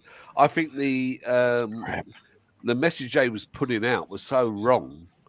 Nobody would come because nobody actually knew what the rules were. Well, to tell you the truth, here's my personal opinion. I lost subscribers today because at the end of that live stream, I said, about the Chinese. But I believe in my heart that they actually started putting that together because of the people that were entering from one Pacific country, and they had to encompass everybody, or it would look bad. Then it snowballed on them, and now they don't know what the hell to do. So they're going to flip flop probably more than one more time. I hope that they don't do it. I feel for the people that aren't vaccinated, but there's 9 million ways to get around it. I mean, all you got to do. I mean, how many crooked doctors are there in Las Vegas? I can find you 200 and 300 just walking down the street. They'll sign anything you want to give them some money to go gamble, or whatever they want to do. But Dave, you ain't getting the doctor's letter. I think it's when you get to the check-in. I'm not sure if the airline will accept any doctor's letter. Yeah. Well, it depends. Now, I heard, now I don't know if this is true. I heard that Thailand said everyone that you let through is going to cost your airlines $10,000. If they get rejected, they get rejected. But that was this morning, Dave. It's all changed. I know. It's Thailand, man. It's fallen on its ass this afternoon, but by tomorrow it could be all different again. Yeah, it's supposed to be because they got some other thing that they're meeting on, right? On Tuesday. I can't remember all. I can't keep track of it all. I kind of try to fall back on James. It looks like they've dropped the policy already. Yeah. They've realized they adopted it. The way that they sidetracked it was they didn't even give anybody a chance to vote or do anything. They just said this is the way it is, boom, and they brought it in. But they left themselves the ability we to all need a QR code. We need a QR code and in a chip. Yeah. When did they change this? Today? About 3 hours ago. 3 hours ago. So what about those? What about those people from like 1 a.m. to 3 hours ago that were booked? Who were landing? They probably got turned away. No, we need unless they had it. They could have been vaxxed. A lot of people that I saw that with what's his name that used to be the Tiger and now he's on his own. Tim anyway, Tim Newton. Yeah, I like him. Right, boy, they were just tearing him up. He went on a live stream from his car and he had the worst reception you've ever seen in your life. And these people were saying, Tim, you need to get your shit straight because it cost me $400 or whatever to redo my ticket and this and that. And I felt bad for the guy. The guy's only reporting what they're telling him. That's right. Yeah, exactly right. He was just putting out as quickly as possible exactly what was being shoved out to anybody and everybody. He was actually ahead of the embassies around the planet. He was getting from his inside contacts and stuff like that in Thailand because he's been there that long, and he was just putting that out. And I mean, he's stuck in the poor bugger's, all right, he's Australian. I lean a little bit that way, but he's stuck in a traffic jam and all the rest of it. And he's got 1,000 phone calls from reputable people going, "Hey, this whole lot has fallen in a heap," and he's just put it out there. And he was absolutely right in what he said the other day that they circumvented. Basically, he didn't put in those words. Circumvented all the people that they needed to and had it implemented. Mm-hmm. And they had the ability to make it shorter or make it longer. And I think it ended like in the end of February or March or something. But they had the ability to either cut it out completely, make it shorter, or make it longer. They left themselves wide open. Yeah, wide open. Yep. Yeah. Yep. And I think that's what some of these people are going, this can't be right. Aren't you supposed to vote on something? Or at least run it by this guy or that guy? And I'm sure this guy or that guy's pissed. How come, well, I mean, that's why I'm not running? Yeah, I mean, the guy that put all this out and caused the kerfuffle, I mean, he backtracked real quick, and it's all going to go back to the Parliament and stuff like that, and go through the channels and processes. And I'm guessing they're gonna. I'm hoping what Tom said, they're gonna shit can it and forget about it. But to be honest with you, Dave, it's been so bloody busy down this way. I want them to fucking ban everybody. Yeah. I don't blame you. It's the only thing that I can be grateful but I'm here, for. I ain't going anywhere. Just fucking ban everybody, and then I say, yeah, no one's welcome. That's the only thing that I'm grateful for being here in Isan and Surin is there ain't nobody coming to Surin. So so we're not getting hit with the all these people. But I don't know. Like I said, I think somebody said, I hate to say it, like I said before, I'll probably lose more subscribers, but no big deal. No, I'm doing all right, Dave. I'm flying at the moment. Maybe I'll help you out. They'll attack me, but I think they wanted to specifically target one country, and once they started everything in motion, they figured out they could not do that, so they tried to make it for everybody, and then they really opened up a can of worms. And again, here's something, and I said it today on my live stream.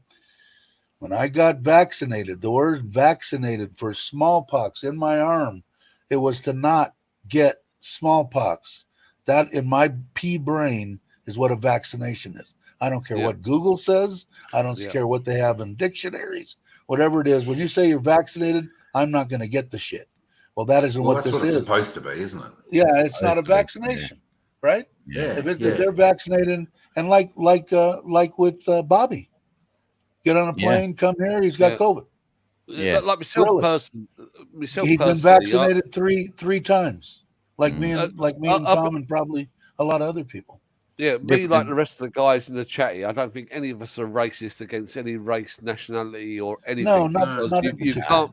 Some of the times you can't blame the people on their shit governments, on their shit government level. Yeah. But what I would say is how I feel sorry for the Chinese is they've all been given this Sinovac, is it, or whatever it's called, Sinovac? Yeah, Sinovac. Yeah, my wife got. It's just not working, So some people in Thailand have had 5 doses so far.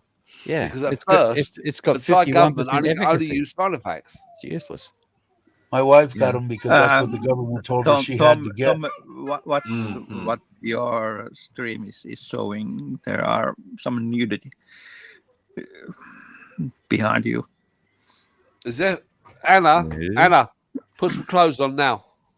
Yes, I have met your daughter. I was going to say, Tom's got his shirt on. What's wrong? Yeah, I've got my shirt on. Anna, put some clothes on, please. Everyone can see you. Have been put in stone, so wait until it's put in stone. Well, I don't know. Put in stone. There, John, I was. I thought I'd do a chart show. When the airports are told that this is what is going on and this is what you need to do, it's pretty much in stone to the airline. If you come to my airline company and you tell me anybody that's entering Thailand, you're going to get fined $10,000 if you don't do this, and this. I would say that's pretty much in stone, at least for 10 minutes. At least for 10 or 15 minutes. But I understand what you're saying. But we could wait and wait. It might flip flop 10 times in the next week and a half. Guarantee I don't know. We need some clarity. But also, what about in Australia? They letting the Chinese into Australia? Well, I haven't heard any bans. Have you? No, they yes, everybody's in, but we're on one of 20-something countries that are considering, and it's all political, considering going, okay, you've got to have, your vaccinations and all the rest of it. is or isn't Sinovac, on the list when it comes to Australian standards and all the rest of it. It's a shit show, so it's still up in the air. But you can still get in here unvaccinated. Yeah, as far as I know, yeah. I think so. Because Djokovic is coming to the country. Yeah, but really, like, Mike. I asked today about the U.S., and I don't think the vaccination thing's a question, but I had heard that they want you to test, but somebody on the channel said that's only if you're not a resident. So if you guys were to come to the U.S., you would have to have a swab shoved into your brain, which I don't like that either. No. Well, they go too high. That's ridiculous anyway. Yeah. All you got to do is, if you're in a family of 1, 2, 3, 4, 5, 6, 7, 8, 9, 10, all spit into a glass, get your wife to stir it up, test that swab, and if you've got a positive, then you've all got to isolate. Yeah, that's one way of doing it. I'm not going to. And that is the quickest way of actually getting rid of it. That's the quickest way of herd immunity. That's the easiest way. When we was in the UK and we never had the swabs, that's what me and my wife, my daughter used to do. My daughter was 2 at the time, and we used to all spit into the glass every morning. Right. Yeah. Even though I hadn't been in contact with anybody, I hadn't seen anybody. In COVID for 8 months, I only actually saw one person. Sheesh. I don't know for sure, Gorgeous. I think so. I think they rescinded. We have a Labour government. Yeah, we have until tomorrow. John is also Australian. He's saying we have a Labour government. That is why we're in Thailand. I can totally understand that, John. It's just I don't understand a lot of things. When I was told I needed by my wife, I needed to get it, right? Whatever. I said, okay. So I got the 2 Pfizers and 1 Moderna, and I took them knowing good well that an ear could grow out of my forehead, and that's just the way it would go. I'd have it cut off and move on with my life. But I did it because I wanted to travel. And back then, I was 100% sure that once this all got over with, you were not going to be able to travel without showing them that you were vaccinated. Didn't believe it, didn't believe in it, but I believed that they were going to require that. I was in total amazement and thinking it was totally great, but I would have never got vaxxed if I would have known, because I haven't traveled yet. Yeah, I'm surprised it ended so quick. All that. Yeah. Well, my last vaccination was over a year ago now. Yeah, but it's saying the stuff 2-3 years ago is still fine. They don't give a crap when you got it. As long as you got it. That's the funny thing, because before it was needed that vaccination is maximum 9 months ago, but now there is no time limit. So it's weird. Yeah, they don't. They're making up shit as they go along. Is what the problem is. And like I said, the Thai government, as far as I'm concerned, they're doing whatever they got to do, and they're trying to do right. I just don't want to. Me personally, I do not want to put a mask on and fly to frickin' the United States. I don't like it. It makes me ever since I've been sick, having that thing on my face. It makes me. I was never so happy as I went to Tim's in Udon. We drove to the airport. We got out. I never put a mask on. We went in. They took me up to the gate because my knee was busted up. The 2 little girls wheeled me up there. Never put a mask on. Got on the plane. Never put a mask on. Got off in Phuket. Never put a mask on. Spent the whole time 2-3 days in Phuket. Never put a mask on. Came back, the same thing. Never put a mask on. And I didn't get any dirty looks. I didn't get nothing. Went into 7-Elevens in Phuket. Went into, I didn't go into the big C's or macros or anything like that. I had no reason to, but boy, I should like that. Yeah. Tom, Dave, Catch Bay, Mike, everybody, my presence has been requested elsewhere. I'm not going to do another bloody 5:30 a.m. here like last night, Tom. Well, thanks very much, Chris, anyway, for coming on. It was just good to have everybody's input. It's so nice when you got people from around the world, whether it's like Finland, Europe. Yeah, absolutely. Us in Thailand, you guys in Australia. Next Sunday we'll do another proper one without all yes, the and I will try to contact you because about those freelance editors. Probably, I'm going to go shortly too, and I'll probably swing over to where you're probably going and say hello before I go to bed. Yeah. If you get stuck, Catch Bay, then yeah, look, I won't do it, but Ryan would. Look, Ryan, if he's got time, but by all means, just go to my site, drop me an email at that. Yeah.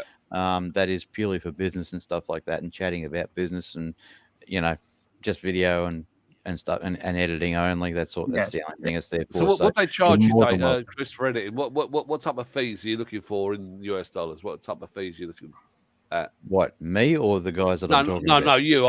You're at my price range. I'm talking about the inferior peasants, Like I said, anywhere from $200 to $200 an hour.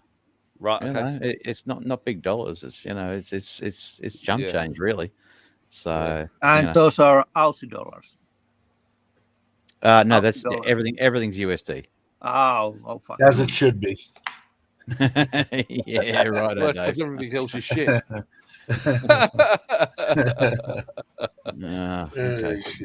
Yeah, I'm being yelled at by the boss, so I better you have a good night. I'll probably stop by and say good night to you before I hit the worries, Chris. See you soon. All right, good. All right, we'll see you there after. Yeah, Mike's got to go. Hey, dropping like flies. He's saying, Gordon's saying that the Chinese and the Indians have to test before they go back, when they go back, too. Which makes before they sense, go back to their country. Yeah, to their country, yeah. Oh, fucking marvellous, isn't it, to be honest with you, looking at the Indians and the Saudis and the Middle East guys over here, I would not be worried about COVID. I'd be more worried about AIDS. Yeah. AIDS is rampant. AIDS is rampant. Indian, right? In Thailand at present. Oh, in Thailand. Really? Yep. In fact, I reckon there's more AIDS. Well, cases I never found love in a hairy ass, so I guess there's more AIDS cases than what there are COVID cases. Which to each their own, but I never. I haven't heard of that for years. Yeah, I think it's just a dirty secret. They don't release it because now, if you get AIDS now, it ain't like in the past where you had AIDS. I unfortunately had two friends who died of AIDS. And I always thought one of them AIDS was a faggot, but the other guy was straight. I always thought that AIDS was a death sentence until Magic Johnson. I watched Magic Johnson go through. It's not death sentence anymore, Dave. There's a place in Patio. There's a big advert there. It says like, "Come here, and we can give you the antivirals." Okay. Really? Yeah, because I saw him a lot because I went to a lot of sporting events and stuff when I was outside of LA. Back in the early days, they had the Grim Reaper. Yeah, Grim Reaper. Yeah, Grim that's Reaper what it was. parades, To be honest with you, though, Mike, that's what it was like, though, wasn't it? Yeah. It was a nightmare. It was kind of scary. It was scary because a lot of girls and stuff that I was screwing around with when that first came out, because you got to remember I'm older than dirt. Yeah, we played with rubbers because we wanted to see how many we could put on. That was the extent of our drunken midnight conquest. But all the women that I was hanging around with were all topless dancers on back of motorcycles, and they they loved sex any way they could get it. And towards the end of that, it was like, man, this is scary stuff. And then we realized, oh, this is what a rubber's for. Yeah. Well, do you remember those rough and ready ones, Dave? Do you remember those rough and ready ones? Tom, if I can please.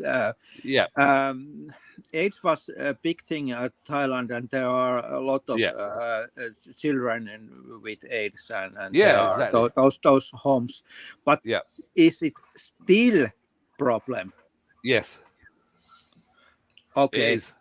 I have not seen anything about that. It's still, because they don't put it in the press, because who's the people?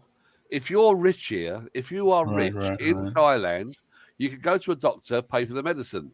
If you're poor here, you've got zero. There's no stimulus here. There's no support here. There's nothing here. There's Not nothing. like the U.S. No, they have. Yeah. If anything happens to you in the U.S., that's what Thailand makes your hand up. Do you have any place where I can get numbers or more information that this is really I can look it up. You can email. If you go to my About page, to my email, if you email me, I'm sure I can find it. Because that's true, John. Okay, I can use Google and I can find. Yeah, but sometimes Google ID as well. Google ID as well. Don't trust Google. No, because this is area people have not discussed about this in maybe 20 years. Yeah. That's true. Yeah, John, but recently, this is in the last 3 months, somebody actually said, you know, it was a hospital or a government spokesman said it's rampant here at present. You know, and so if I was at the Saudis and I was the Indians and I was going home, I wouldn't be worried about COVID. I'd be more worried about AIDS. You know, that's strange. They don't say anything bad if it's that bad, though. Yeah, I don't run around whether it be with anybody except for my wife. Yeah, nor do I. You know, like me and I think we're all loyal to our partners. Yeah. So Joe's saying that he was sorry I missed the update on Thailand. Wait about 10 more minutes and there'll be a new one, Joe. Yeah. Supposedly they stopped it for today. Yeah. Tomorrow will be a whole new. Do you remember those condoms, Dave? The rough and ready ones. Do you remember those? The rough and ready. Yeah. Because my friend used to use them, but he used to use them inside out, and I couldn't make it out. And I said to him, "Why do you use them inside out?" And he said, "Well, why should I give him all the pleasure?" It was amazing when we finally, because we were, and I'm talking, I don't know how it was for anybody else. I only know where it was, late 70s or mid 70s, early 70s, late 60s. It was the love and peace and love to everybody and free love and all that crap. That's it.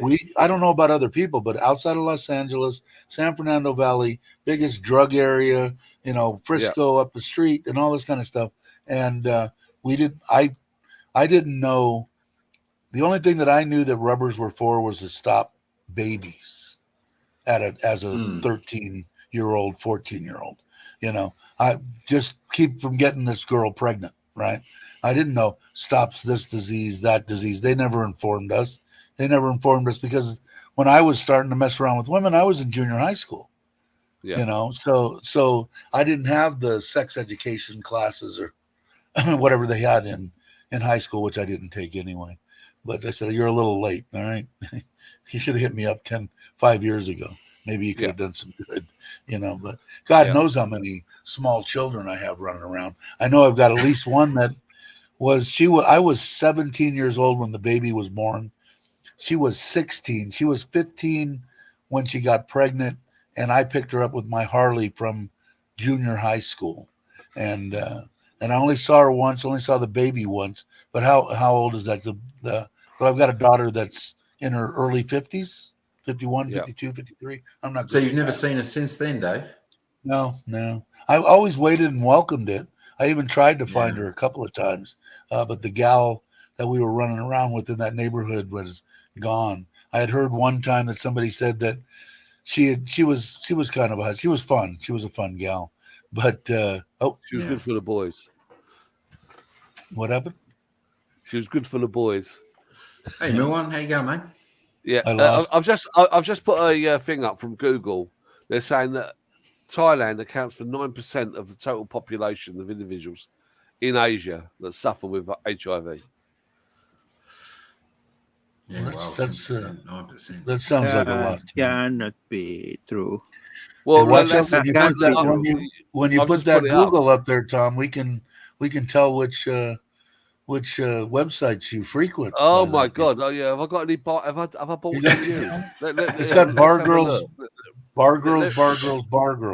Let's have a look. This is going to be a training video. This is what you do if you're going to show your desktop to the world. Yeah, so I'm going to show this because it's important. Because and it was also if not, you get exposed. Resort. Research. There you go. There you go. That's a good one to do.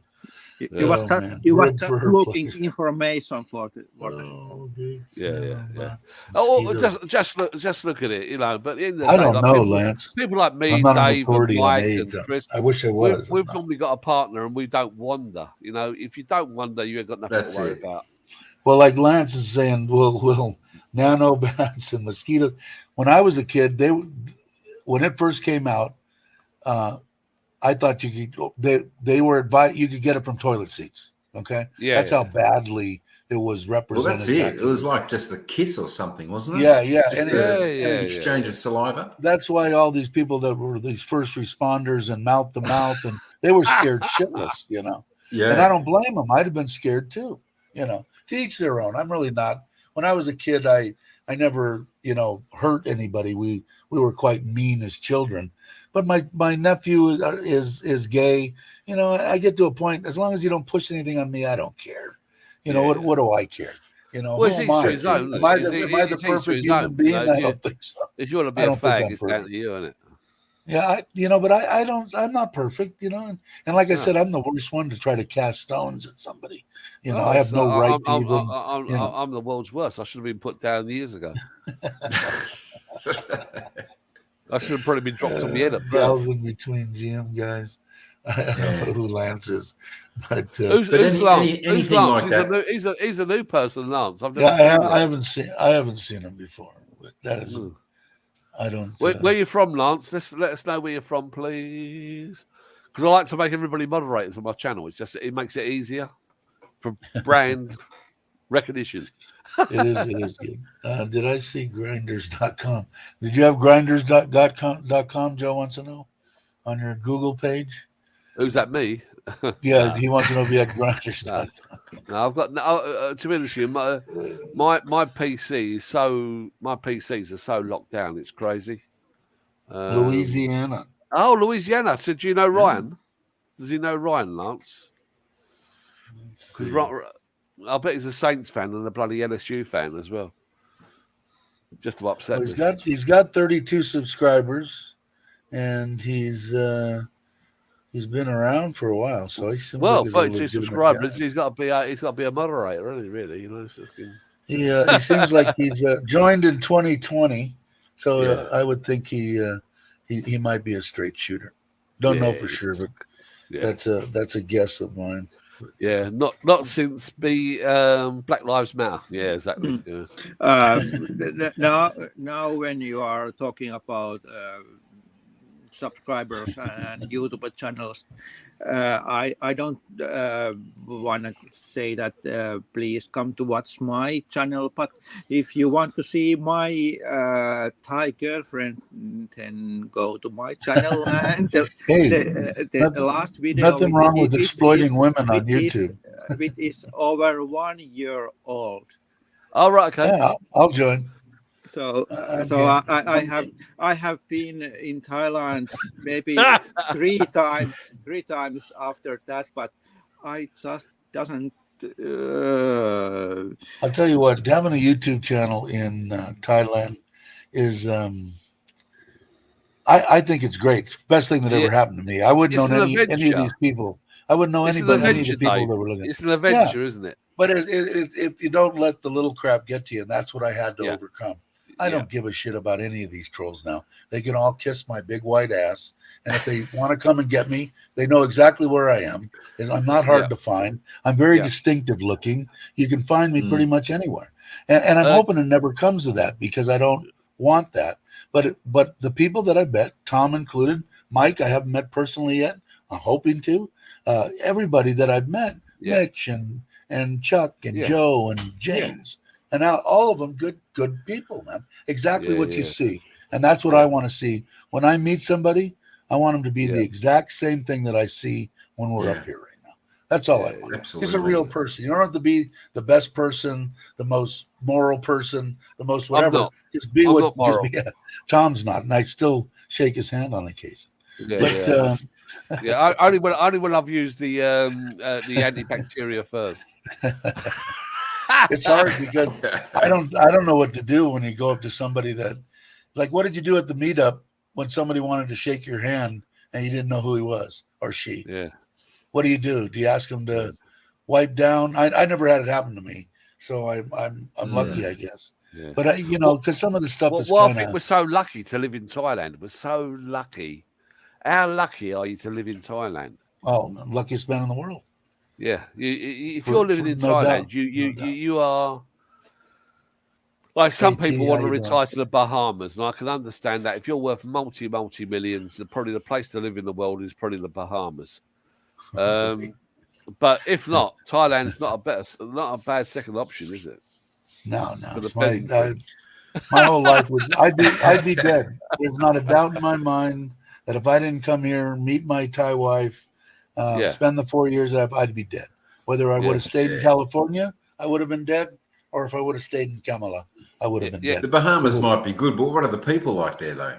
Well, they're got their head up their arse, haven't they? Well, that's it. You know, a lot of people talk about 6 weeks, so they must be like that. I've never been to Belize, but I hear Belize is nice. I mean, there's lots of places in the Philippines. Yeah, Belize is very, very jungle, though, Dave. It's very. I heard it can be dangerous in some aspects too. Yeah, well, a lot of parts of that Central America, you know, really, it's. Well, see, I was in Costa Rica, and Costa Rica, I felt safe. I never felt. Nicaragua was right next door, you know, but I was there for 8 months, and I never felt. I never felt that anything that I was going to become that any harm would come to me the whole time I was there. I never did. And now I didn't go to downtown San Jose and hang out in an alley at 3 o'clock in the morning, but would I have? Yeah, probably. I try not to let anything like that. You know, I want to see everything, but I'm like I said, I'm the luckiest man in the world. I got my Thai family. My Thai wife is going to take everything. Mike, you been to Moscow? No. She came out here in 2019, and we're going to go back in 2020. But of course, that's when everything. Yeah, because the Wuhan. Yeah, that's it. And then we were hoping it was going to finish and go back in 2021. That didn't happen. Then 2022, and then couldn't because it was still there. And then the situation over there, which is going to pretty much stop us going over there this year with all the restrictions. What's happening? So. Everybody say hello to Thai Nomads before he. Hey, Thai Nomads, how you going, brother? He's just a great guy. He's just a great. He is. Yes, he is. He's an inspiration of meeting his wife yet. So. You know, I've never met the man, but for me, look at these videos. He's an inspiration, hopefully, to my daughter. Yeah, it's good. That's good. You know, because he's done such great things as a Thai person. He's gone to America. He's studied. He's a fully qualified teacher. He ain't one of these guys who said he's a teacher and he hasn't got a degree in teaching. Yeah, you know, he's a proper teacher, and he puts stuff on Facebook which I always comment on, and he's just an inspiration. I've never met him, but I love him already. So. He'll have to come to one of your meetups. Yeah, hopefully come down. It'd be nice to get Dave down to a meetup, really. Yeah, I'll be down. I might come to the next one on the 4th, I think. Yeah, I wanted to come to the one a couple of days ago, but I made the one before that. Really met. I'd like to spend more time. I want to meet Alex. Spend a little more time. You know, to know him a little better. I really like Alex. Well, if you come down, Dave, on a Friday or on a Thursday night late, that means we can go to the Cajun Life Cafe on the Friday for breakfast. Well, you know what else I was thinking too? Then we can meet up for the meet up on Saturday, and then we can go to Taco House again, on the Sunday before you go home. If I come again, I'm going to come for 5 days. But what I was thinking about was staying at that hideaway. How far is the hideaway? Is that a long way to? No, it's just up the road from me, Dave. Yeah, stop there. It's close to you, right? And you're going to be traveling back and forth to so you just jump in the car with me. Okay, I'm probably good. I'll probably take the electric. I'm the best Uber. My wife totally chastised me on Facebook, posting, "Oh, my husband! I'm so proud of him. He got 3 tickets on the way to Pattaya. Picture of the freaking tickets, and Brock sending me messages. Getting all sorts of good stuff. That's what I mean. My wife's got the best sense of humor, man. Without a sense of humor, no one could live with me. It's impossible. So I got lucky all the way around. But I think I'm going to go to bed. What else is? I hope. Yeah, it must be time to really go. I think. I bet Mike's got to jump over to the other channel as well. Yeah, probably pop over, say hello for a little bit. But I'm gonna say goodbye to everybody. Gorgeous T, of course, Tom and Mike and Catch Bay and John. Good on you, Dave. Hope everything's going good with everybody. And I'll be doing one. When am I doing one? What's today? When you go live, Dave? Monday.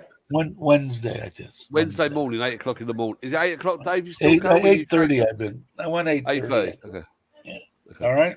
So I will see you guys later. Yeah, John Peake's going to be there. Did you drop your part 2 up yet? Yeah, it's up. It's up. Oh, now. Okay, cool. I'll have to check that out. Take a look. You'll like it. It's pretty good. Yeah. All right. Take it easy, guys. Righto, Dave. Yeah. Catch you, mate.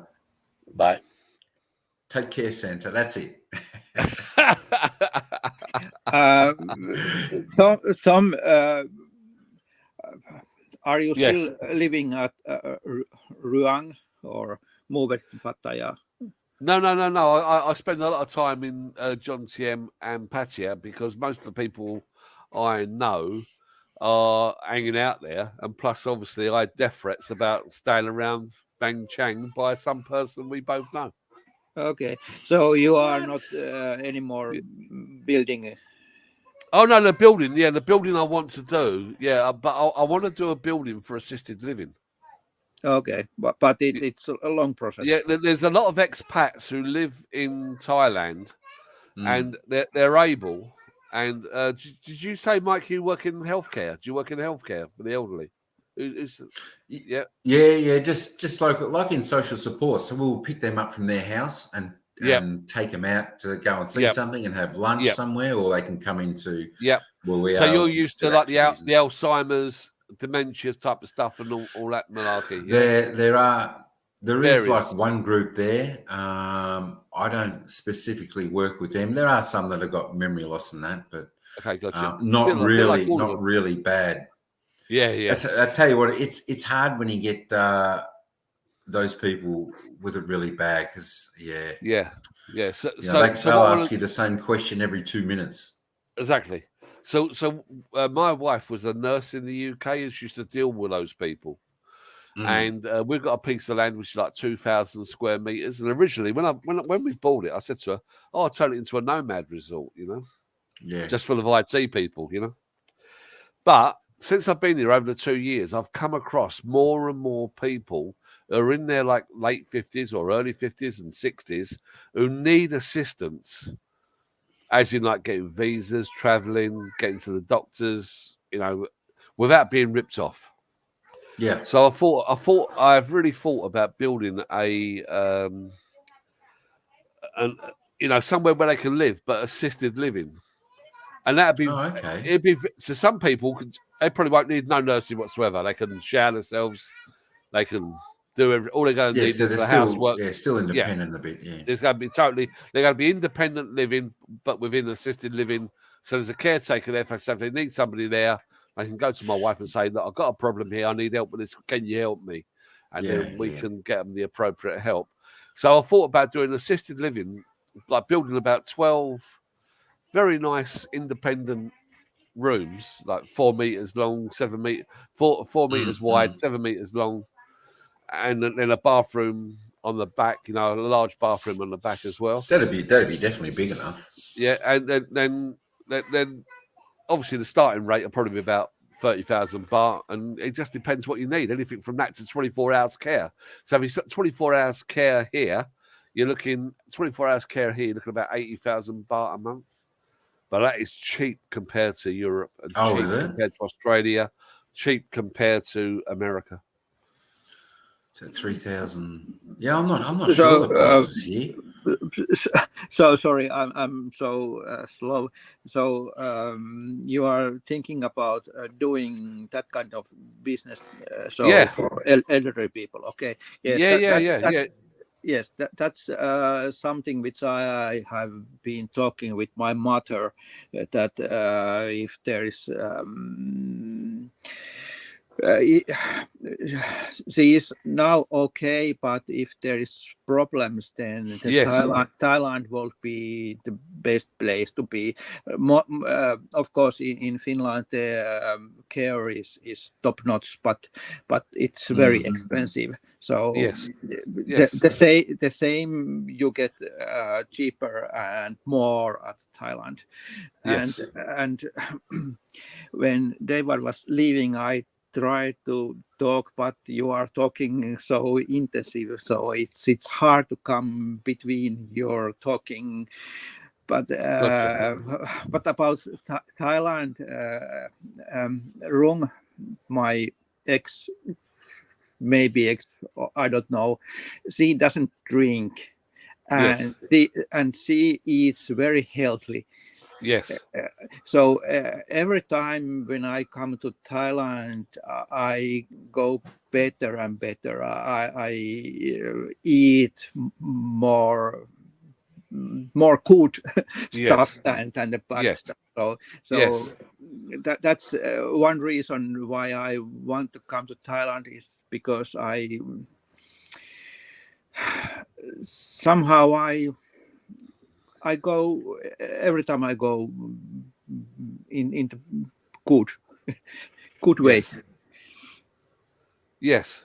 Yeah. Well, I just think, as I say, when you get, like I say, I didn't realise, Mike, you worked in that field, you know, because I done a bit myself before I come to Thailand, because it was the only way I could get a COVID shot.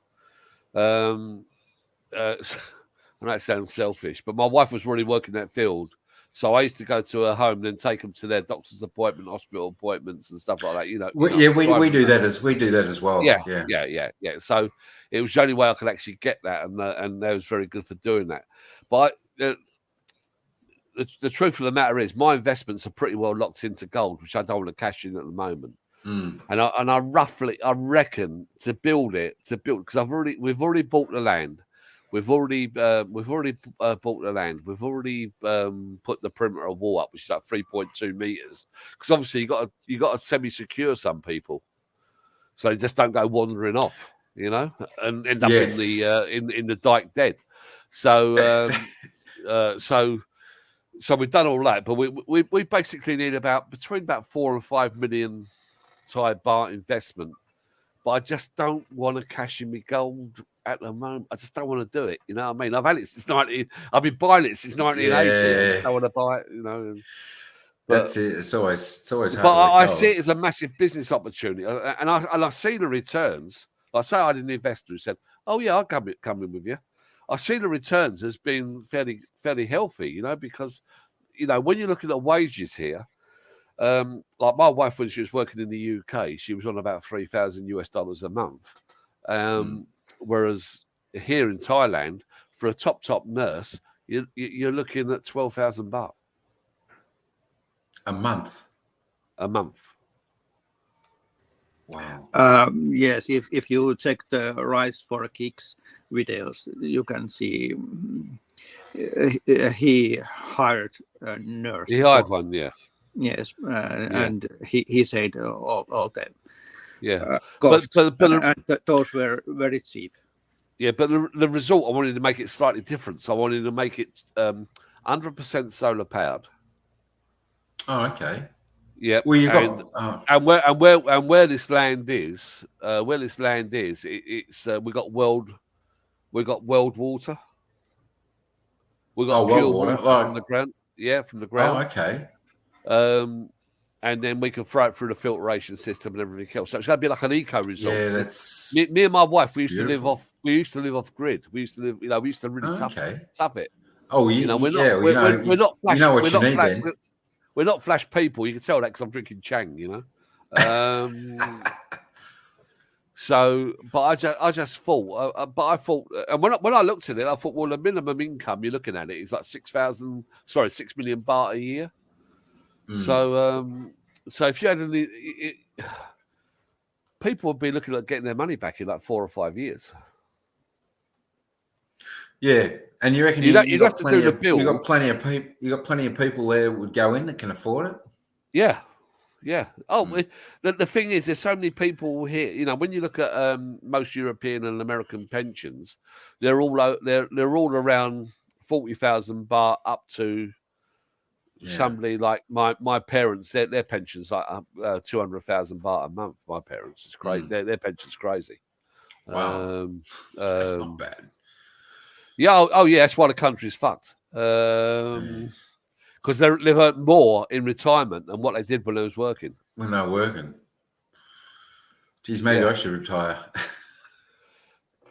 You're still working now. You going to retire one day, Mike? Or well, see, that's the thing. I've still probably got 23 years before I pay off the house. How many years? About 23. Fucking hell. I know. I keep saying that to myself every day. Have you got collateral in the house though? Well, it's half paid for. Well, it's probably more than half paid for. Okay, so you got collateral in the house. So could you rent it? Oh, yeah, I could. I'll get a bit personal, really. I'll get a bit personal, really. I'm sorry about this. Yeah. I could definitely rent it. You are, yeah. So if you rented it, could you get more than the mortgage? Yeah, definitely. Oh well, the rents are expensive anywhere, Andy. Well, to be honest with you, that's the best type of mortgage to have. Then you're looking really good. Yeah, that's right. Yeah, so if you ever listen to some of my streams, I say to people, you got to be debt free, you got to be this, you got to be that, you got to be this, because the interest rate you're paying on your mortgage is probably less than the inflation rate. Yeah, well, I actually got to refinance this year. The last 2 years I locked it in at 1.79. I probably should have done it for 4 years, but the finance person said, nah, it'll probably be about 2.5 to 3 years before the interest rates will go up. Yeah, this is the problem what I find with when you go to a financial investor. If I was going to see an independent financial consultant or financial advisor, I wouldn't talk to anybody under the age of 60. Yeah, because all they're used to dealing with is fucking raging bull markets, and anyone can trade a bull market. When it comes to a bear market, everyone gets shagged. Normally, the working class. Yeah. Well, if it does hold off for that 2 years, then I can just lock it in for another 4 at a cheaper rate. But of course, the interest rates are just going up and up. I'm not even sure what they're up to now, but come see. Tom is asking, Tom, how much would you charge? So if somebody who just needed assisted living, I'd probably this is including their meals as well. So we'd feed them 3 times a day as well. I'd be looking at 30,000 baht a month. And that's it. I mean, they've got someone on call there 24/7. Yeah. Like basically, I'd even if somebody invested, I'd even build them a small home so they could live there as well, so they could see there was no funny shenanigans going on. Because the trouble in Thailand is you can put your money in, and the fool and his money here is very, very easily parted. Yeah, that's it. So, I look, people do need assisted living, but you have it in Australia, don't you? People looking for assisted living. I know we have it in the UK and we have it in Spain, and it's a fucking nightmare. My mum used to be a social worker, and she's a lovely, lovely person. And she come home one day, and we was having dinner, not dinner, we was having tea, And I just said to her, we was having a sandwich because we was all skint. And I said to her, I said, "Oh, Mum," I said, "you had a good day today." And with that, she burst into tears. And I said, "Look, what are you crying for, Mum? There's no need to cry like that. There's really no need to cry." She said, "No." She goes, "The problem is, what you don't realise is today I've gone and saw a person who had a house which was worth, if I talk in US dollars, It was work, and this is going back to the 1980s. This is probably about 1980. I was visiting her from Spain, so this would have been probably about 89, 1990. She goes, yeah, there's a person I went to visit today. They'd worked hard all their life, bought their home, no mortgage. The house was worth 250,000, and they lost that house in 18 months through social care. Jeez. The package, and that's a lot of money back then. Oh, that was, it's like 4 million now. So they literally, there was Indian and Pakistani companies, not being racist. That's what it was. They was going around financing these homes, and they was just nicking people's homes. Because they were saying, don't worry about the money. But as soon as their bill got to the stage where it was the same as the house, they took the deeds. They just took it. You got to be very careful who you go into and do a fair bit of background checking. And that always worried me. It just really, there's two major things in my life which happened. One of them was a Russian lady. Yeah. She was on CNN in 1989. And I was living in Spain, living like the champagne lifestyle. And I'm thinking, life's perfect for me. I'm all right, Jack. Fuck the rest of the world. And this woman come on, and she come out of a bank, or she couldn't get in the bank. And it was middle of winter, and she had this, cloth coming down her head. I remember even now, she'd be dead now. It was that long ago, She was probably well into her 60s then, so she'd been like about 110 now.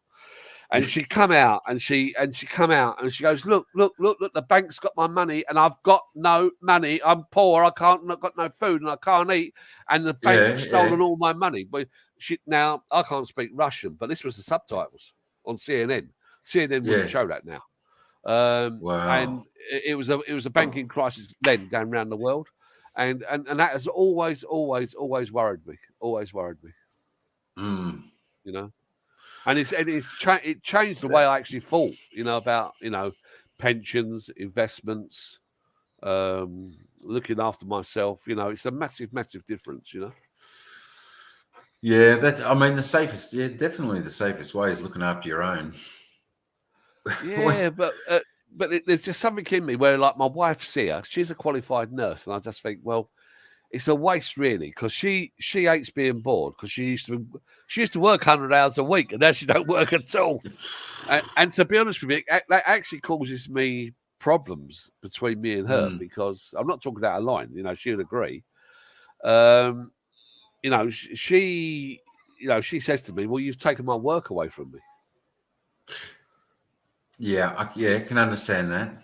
I mean, that's what someone's used to, and if they got what do they do? And when she used to work in in that environment in the home and everything else, she used to come home if somebody died. The candles were out, the incense was out in the garden. She'd be out in the garden, come rain, come snow, praying for their soul. Seriously, their soul. It was never about the money. And I just thought to her, well, if we had a business, we could probably run it the same type of way, because we're not really that worried about the money as such. But at least I know she wouldn't rip anybody off. That's it. Oh, and you need those people that are that caring to work with such people. Yeah. As you said, like some of the other groups, it's not about the person, it's about the money. Oh, exactly. Yeah. Like when my wife was working in nursing, I can say this now because we're out the UK, and I just hope none of her ex-colleagues are listening, but she actually reported 4 of her colleagues for abusing patients. Well, I think it's pretty much law now. You have to. Yeah. Well, if you see anything, she come home one day and she panicked and she said, "I saw something today and I didn't know whether to tell my boss." I said, "Just tell me." I said, "You got to go and tell your boss first thing tomorrow morning." And I said, "If you don't, you'll get deported." Yeah. Well, I mean, that's right. If they do it once, they're going to be doing it again and again and again. Yeah. And not probably just to that one person, to more. So yeah, it's definitely the right thing to do. I mean, depending what they're doing. Yeah, exactly. So what do you do in your day then, Mike? What do you do in your day? Because you're like new in my life. So what do you do in the day? Do you go to work every day, or you spend a lot of time with your wife? Monday to Friday at work. So it takes me about an hour to drive to work. Get in there, and like today, one of the groups we had, me and a colleague, we had about 11 or 12 people we had to pick up. Yeah. And then we'd take them out for morning tea. So we went down to the beach, had morning tea down there, and then we had a little bit of a drive, and then we went and had lunch at a hotel. Yeah. So, they look forward to it. Sometimes in certain groups there, it's the same people each week, or there's like other types of groups where you can just ring in and book on that sort of day trip. Each week, but they all really enjoy it, and it's something to look forward to. So we do that, and then they get dropped back off at their homes. Yeah, but the other bit is it must be quite good as well, because what I found was a lot of them built up little relationships and little clans within the homes. Yeah. So if they was the same level, they would like talk to each other and. But all these people come from their individual homes. Yeah. Okay. Yeah, but they still make friendships, and they can contact each other outside of where they come together. As a group. We do, like you said before, we take them to the shops. We'll drop them off there, pick them up later, or they can have someone go shopping with them to doctor's appointments, all that type of thing. Or at work, we've got a place they can do activities. Whatever it may be, or have guest speakers come in. Oh, brilliant. That's what I thought, Mike. I thought to myself, well, you could do like day trips to patio to a restaurant, Yeah, why not? But this is where I am, because I'm it's local government, which is great, except for federal government stopping that funding. So local government is no longer doing that. It's going to be going more privatised. So that means come the 30th of June, I'm out of a job after being there for 26 years, out of a job. So I don't know what I'll do then. So will you get paid off, Mike? Will you get paid off? Yeah, I should get something, I'd imagine. Okay, but, so be honest with you, when I look at your channel, when I look at your videos, and I think to myself, well, be honest with you, you and your wife could probably turn into full-time vloggers for 6 months to see how it goes, to see what income you get. Because I reckon you'd earn probably just as much on YouTube from your videos. I don't know. I haven't earned much out of it so far. You probably haven't earned much out of it so far, but I think you would if you travelled outside of your environment. Like more around Australia? Australia, Southeast Asia, everywhere. Oh, yeah, that'd be good. I mean, the plan is when work finishes, at least to take maybe 3 weeks in Thailand. So I'll definitely make some videos while I'm over there. Yeah. Whatever I'm doing, so that'd be good. Because to be honest with you, if you was here for, how long would you say you're going to be here for? 3 weeks? Oh, yeah, probably thinking 3 weeks. Usually we go there for like 2 weeks, but yeah, I won't have a job to come back to. Sometimes we'll make it 3. Yeah. But say you come for 3 weeks or 4 weeks, you'd probably get enough content to give you 3 months. Yeah. Oh, yeah, I would think so. Because at the moment, you'd have your breakfast, you got your lunch, and you got your evening meal, and the sights and the sounds in between. That's right, and the lies just as you're walking around or do whatever, that type of thing. I mean, she might, but she might get sick of me trying to vlog stuff all the time, and and not just enjoy the holiday as well. So I have to try and balance that out. But it'd be quite good, I think. Because everyone loves watching stuff on Thailand, or people vlogging Thailand reasonably well. Yeah, I think like somewhere like Nepal would be good as well. I've got friends. I'll be honest with you, I'm just not fit enough to go to Nepal. I can't drag myself out of Rayon and Chonburi, but I believe there's great vlogging in Nepal, probably northern India. Sri Lanka. Quite possibly. With the ex-wife, she went to India with my daughter, who was only probably about 12 at the time, and she said I wouldn't handle India. So yeah, I didn't actually end up going. Just the two of them went, but she knew someone over there. Yeah, I think the thing is with India, if you go, you just got to be prepared to get food poisoning. Probably right too. Yeah, that's it. Because it's no different to being in Egypt or anywhere else, though, is it? Really, it's like Well, that's right. That's what your system's familiar with. So yeah. Like I've been in Thailand now 2 years, and I haven't had food poisoning once in 2 years. Yeah, I never had it when I was over there twice, but if it was sort of meat, I'd actually see them actually cook it, so it wouldn't be like dried fish sitting there in the sunshine all day. Or well, next time you come back, maybe you'll come down to Pattaya and John TM to see us. Yeah, that'd be all right. I'm trying to talk to the boss and say we've got to go somewhere different, because the 2 times I've been there, it was to Patong and PPI on both times. Because go to Semet. You've got to go to Semet and Koh Chang. Yeah, it's just different. It's different, especially if you're going to come in like June and July. If you go to like where you went previously, no disrespect to it, it's a very nice place, very beautiful. But in rainy season, that is rainy season. If you come here, rainy season is like 20 minutes or 2 hours and it's finished. Oh, okay. Beautiful. So the climate is totally different. Yeah. And that's right. I mean, I'd like beautiful. I'd definitely like to see different places anyway. I don't want to go back to the same place 3 times in a row. When there's the rest of beautiful parts of Thailand. Don't get me wrong. I think a lot of us do it because we go back to the same place because we know it. So for me, if I go to America, I always go to San Francisco, always go to Los Angeles.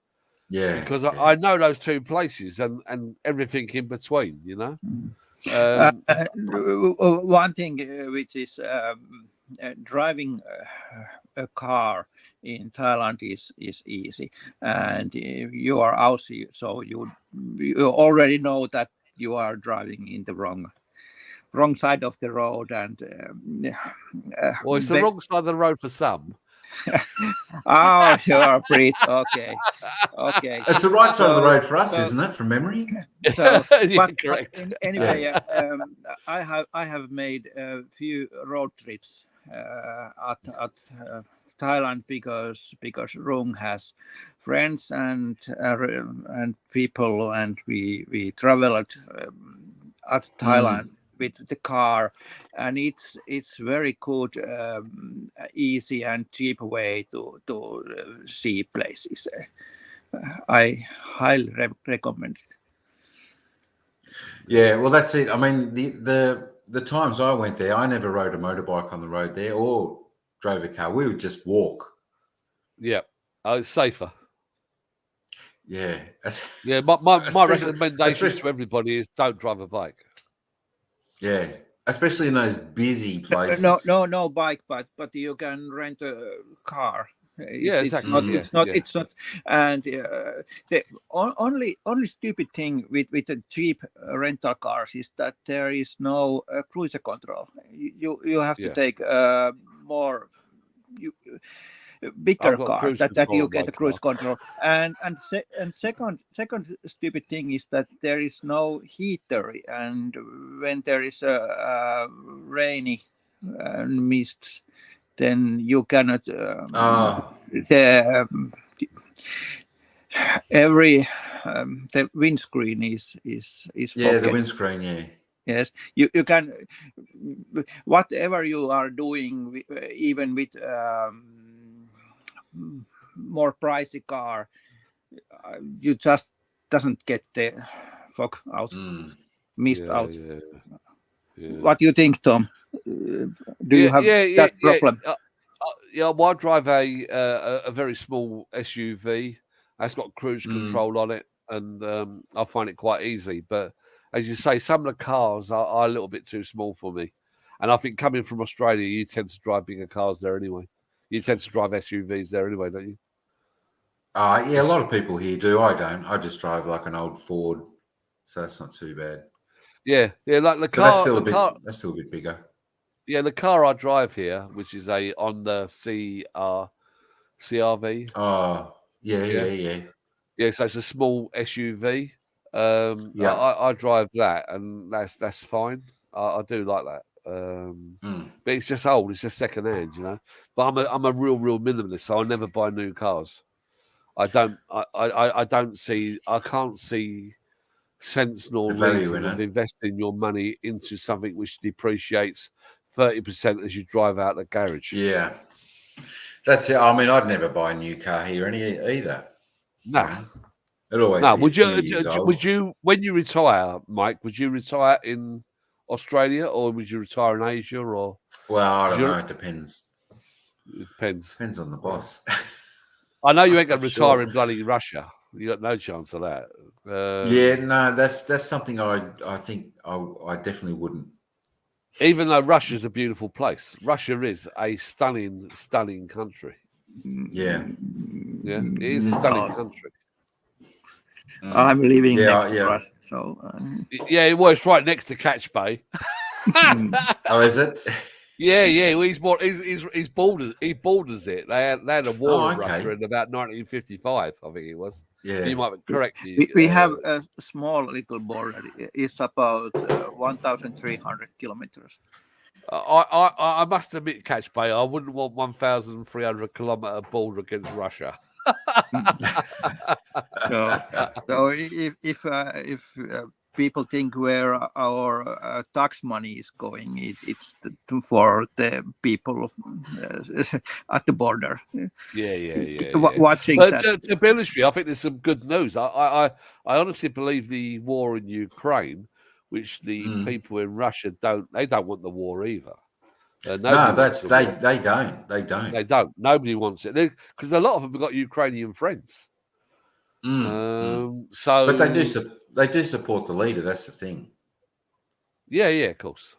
You know, but I've been seeing some things in the financials where they reckon that the war's coming to an end. Well, maybe they reckon we'll there could be Thailand. productive. They reckon there could be productive peace talks. Oh, okay. Which should be interesting. Well, there you go. I mean, if everything's clear, that's where we may end up then. Well, you just need to stop it, don't you? It's just. But for me, the West stoked it.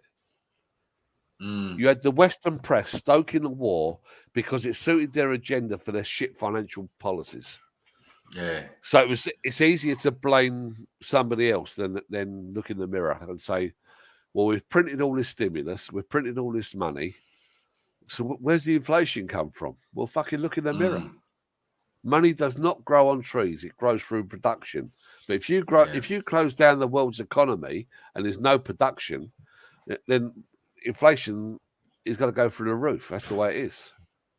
You know. It's really good to have you in here, Lance. You're coming up with really good stuff here. You know, I like this. It's amazing that you get these new people. I might have even got another subscriber. Yeah, you beauty. Yeah, that's the way. It haven't drove since 2007. Ride a bike. 50. Yeah, I'm 52. So. Yeah, so you're still young. Yeah. Some days I don't feel it. You are born in 70, or yes. Yeah. Same here. I'm 1 month and I'm 53. You know, I was December born, right at the end, pretty much. I don't want to give you two. I don't want to give you two guys bad news, but my best early years were between 50 and 60. Best early years. No, best earning. My best years. The best earning. Yeah. Oh, well, there you go. That's a positive then. Yeah. Well, Mark, who was on here earlier, it's the same for him because he's 55. Yeah. So he was going to retire over here, and the company reached out to him, and he said, "No, I don't want to work. And then they paid him this like silly amount of money to go back, and I don't know if he's listening, but I don't know what rate he's on. But basically, the company said, "Oh, we'll pay you X amount." He said, "Well, if you pay me this amount, which was double," which he thought they'd never say yes, and they did. Yeah. That's what I call negotiating. Well. Me and John were born the same year, 1960. I was born in 1960. Yeah. My internet birthday is the 1st of April, 1960, which is April Fool's Day. Oh, there you go. That's not my real birthday, but when I meet you, I'll give you my real birthday. Yeah, I just do that because it stops people cloning my accounts. Oh yeah. But if they want you, they'll pay you what you're. If they want you bad enough, they'll pay you. Yeah. So you've got to hang around to get paid off by the company because it's going private. They haven't talked about you doing a transfer of employment to the new company or anything, no? Well, I don't know what they're doing. We'll probably know a little bit later on, but it won't be. I don't know. Even if it's going to where our facilities are, we'll even run the same stuff. I think they're just going to transition a lot of the people to other providers. Gotcha. It's just to me, whether it's Australia, UK, America, no one seems to be able to cope, or Europe. No one seems to be able to cope with the elderly and the care that's needed. And it's quite a worry, really. It is, and I think we still had funding until June 24.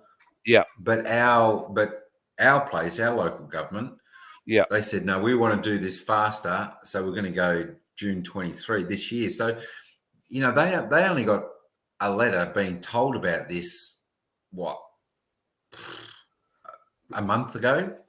And they're all worried because they don't know what they're doing. It's just not enough time for them to sink in. These are the older generation. And they're anywhere from between 65 and 99 pretty much. Gotcha. A lot of them are around 80 to 90, most of them, of course. Well, that's what happens. You lose your partner, so you haven't got the support and you've got no carer. And this is the problem, when you're in a situation when you haven't got a carer and you haven't got somebody to look after you, you become a very lonely person very, very quickly. You're very isolated. Absolutely. And vulnerable. Because and vulnerable as well. Well, exactly. Because they get most of the services of us. Yeah. Yeah, of course. Tom, when you were talking about that you are building some kind of system in Riang, you have to understand that people want to be with similar people. So if you have 4 rooms and it's too small, no. I was going to do 12. I was going to do 12 rooms. Okay, and so it is like a little community, really. Yes, 12 and from the same area. Yeah. So no, not different countries, but that the people older can speak their own language, and then you need some people who can talk with them. So if there are, let's say that there are 10 Finnish guys or girls which speak only Finnish. Yes, it doesn't work if there are no people who speak their own language. Yes, I totally understand. It was what I was thinking. I was thinking like the Australian, Canadian, New Zealand, UK, and anyone who's got any type of fluency in English, really. Obviously, it's very, very hard when it comes down to just doing them if you start doing like a Finnish result, then really, unless you're going to do it yourself and you're going to put I don't know what the calling is for in Thailand, but I do know what the calling is for Americans, Australians, Canadians, and the UK. I've got a friend at the moment he lives in Central Pattaya, and he's totally isolated, but he really needs support because somebody eventually is going to get hold of him and totally abuse him. So. But I think you've got 12 rooms, and I think what you need within the 12 rooms, because not everybody wants to sit together. Some people are introverts. So you need a sala where everybody can meet up and chat and have their cups of tea and like coffee, community room, blah blah blah. And then you need a couple of other little small salas where somebody can just sit there individually, basically do not disturb me. This is for one person only. Yeah. Yeah, you can have a little room with a TV and a couch. I'm not being rude, but F off. Yeah. That's right. Just because you live in a place like that doesn't mean you still, some still like a little bit of, own space. I think it's quite good if you can live in a group of like 12. You don't want it too big because you want it more individual, more probably family orientated. More homely. Yeah. Yeah, that's it. Yeah. And then you want to hope most care of the elderly in most countries is extremely poor. I think that's the reason why I'm looking at gorgeous Thailand, because I'm looking at it and I think to myself, I'm looking at the UK, I'm looking at my parents and everything else, and it's just horrendous. It's just horrendous. Like when my dad passes, I'm actually thinking it'd be easier to bring my mum here than put her into a home in the UK. All right, there you go. What, Tom, you think about? They are now speaking that the airport at Riyadh, they are making that bigger, and it will be international airport. Yeah. Like how that will change things with your? Yeah, well, the government's just announced that we are a tax-free area, so any corporation coming to this area is tax-free for 12 years. That's good incentive, isn't it? Exactly. So if we started up a company, obviously my company would be my wife's company, but if I started up a proper company, we'd be tax-free for 12 years. So it means any investment paybacks for that 12 years are tax-free. Well, that gives you a good kickstart to make sure you're solid. Yep, and then on top of that, the financial district in Bangkok, they're talking about moving it down to Rayon. Oh, okay. Because they're trying to depopulate Bangkok. Just too much there. Yeah. Oh, there's too much there, and on the runway on Utapole, they're talking about putting another runway in and having international flights, hopefully to Europe, hopefully to Australia, hopefully to America from Utapole. Yeah, that'll be all right. Well, at the moment, the airport's not really used. It's got one. It's the biggest runway. I think it's the longest run. I might be wrong, but it's the longest runway in Asia. Because it used to fly, and it's not used. And it's not used. Well, it makes sense to get that up and running then. Yeah. So it's something I just got to carry on looking. I've got the website. I just need to develop it. I need to develop it and start working on it. But I've started working on a plan for how to do the build and getting quotes of how much it's going to cost me. Because I want to build a resort not only eco-friendly. I want to build a resort that is it's really cool. So it's like living under a tree your whole life. So if you can imagine living under a tree where it's cool, because there's insulation you can put in to make the rooms very, very cool. It's one of the reasons why I live here in Thailand and I don't use air conditioning, Oh, really? Yeah, I never use aircon here. I've got no aircon on now. I don't use it. And I'm warm, but I'm warm as in like a office warm. I'm not hot. Just like comfortable. I'm just comfortable. Yeah, I'm just sitting here in a pair of shorts, a shirt, and I can't sit in a pair of trousers because I don't own a pair. Yeah. you probably don't need to over there. No. When you come here, if you ever come here to live, like somebody was saying to me I was on a live stream, and they were saying, "Well, you're just living in your white privileged, and you're living the dream, and you're too wealthy for this world, and blah blah." They was like saying all these types of things about me. I said, "Well, you don't read the book by the cover. I know I've got a bit of bravado about me, but I don't own a pair of shoes. I don't own a pair of trainers. I don't own a pair of socks. I don't own a pair of trousers. I don't own a jumper or a jacket or a suit or a tie or a pair of cufflinks. That's the person I am now. In the past, I used to own all that, but now I don't own any of it. Yeah. Well, it sounds like it's the perfect weather where you are. Well, you got this, as I say, you got this prevailing southerly winds, which just come straight in through the door. I've got the sea just over there. And then my front door, you can see the front. If you can see the front door, you can't really see that because it's dark. But my front door's back there, and the air just flows through. Beautiful. And that's how we live. It's like living under a tree. Yeah. Nice. At the chat, John Peak said that they built that for Airbus 380. Yes. That runway. Yeah.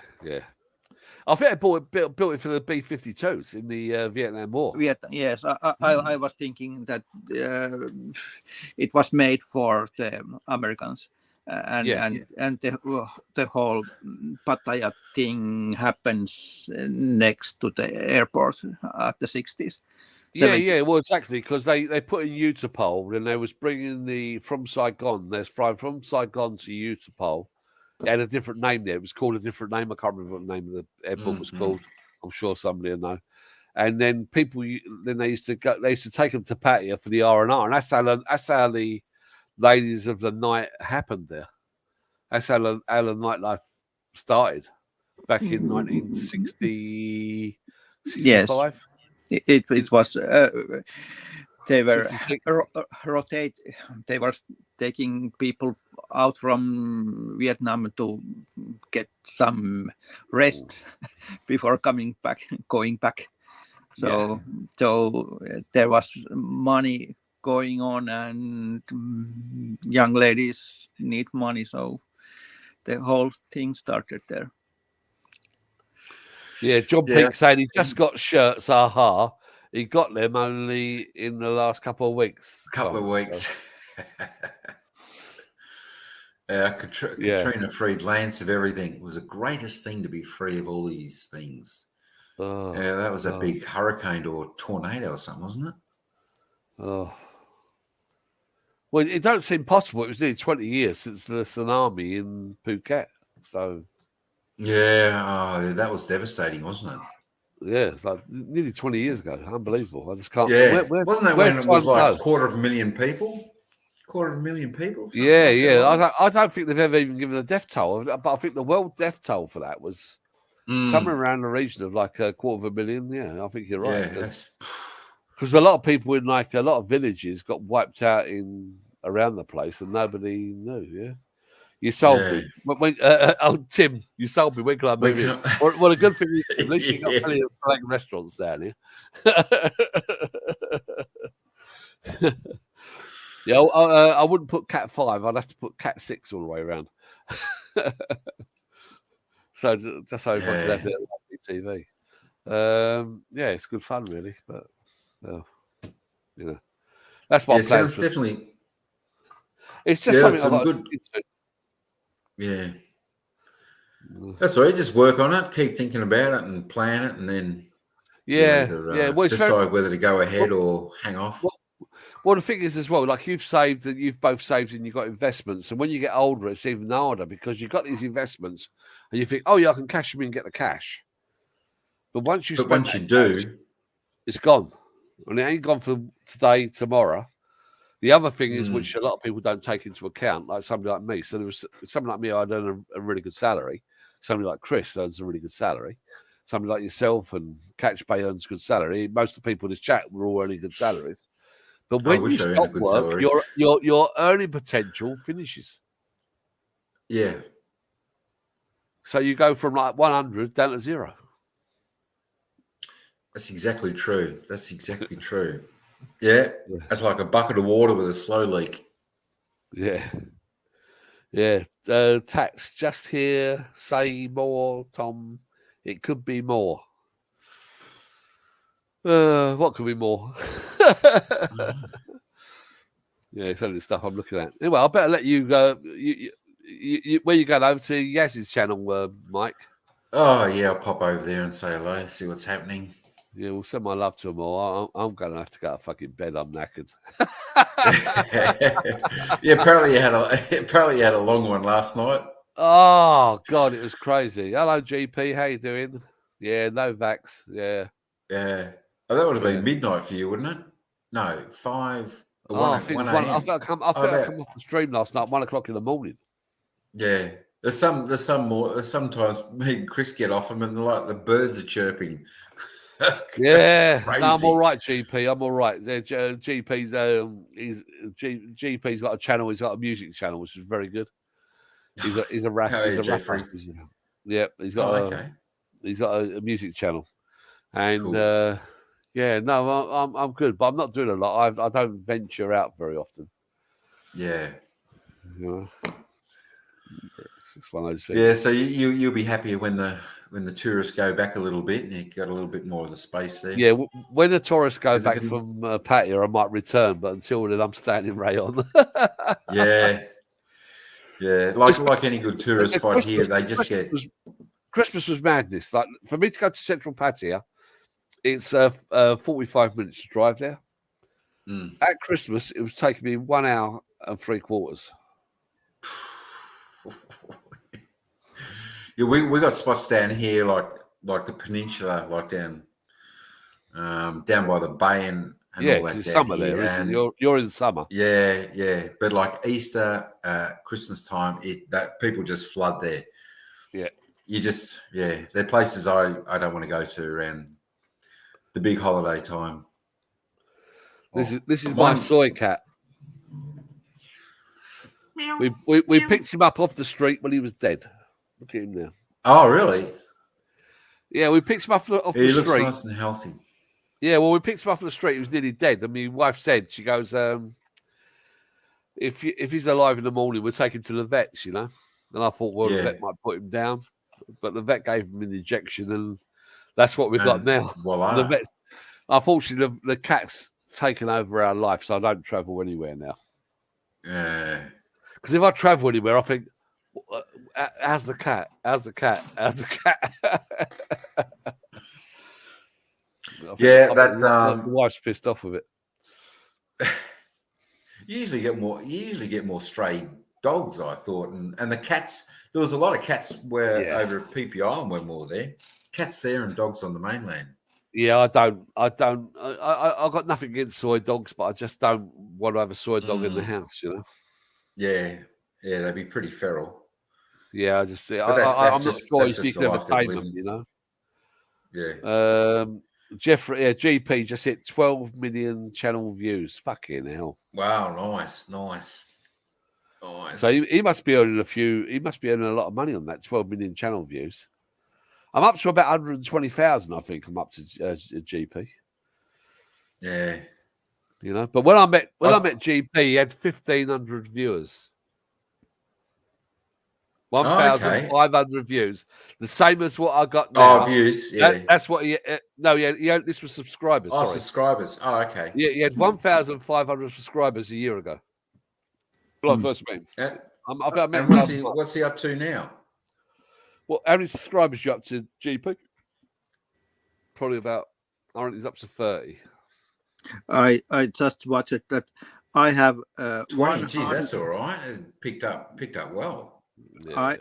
I have 189,000 views. How many views you got? I have 1,089. That's right. Well, we'll start somewhere. Just less 200,000. Oh, 37,000. Yeah.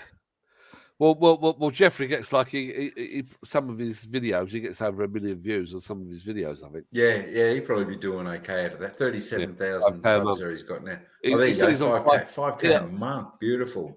Well, that's an inspiration for you, Mike. Yeah, but if he's a rapper, I don't rap or sing. No, we don't do a lot of rapping. That'd be nice, though, wouldn't it? He's got about 3 channels. Like one of his channels is about ladyboys, but he's got another channel which is like more about travel, where to stay, hotels, and he gets a shitload of views on that. Yeah, that's the Lazy Boy that's channel is great. 1.6 million views. He's got.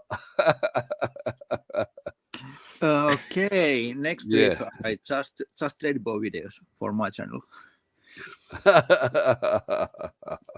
There you go. Joke. I'm not trying to get new viewers or etc. I'm just trying to make memories.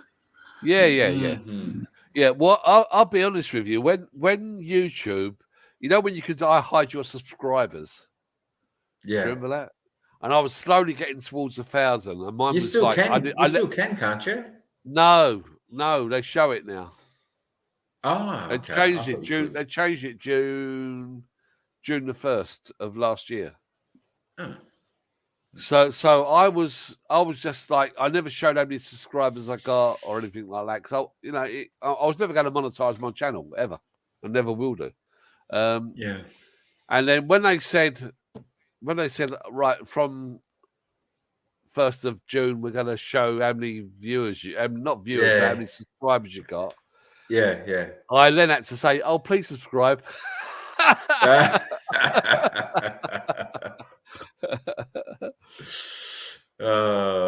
So Jeffrey's saying he's got a restaurant is Smoking Hot, my new co-host for a cooking show. Well, that sounds great.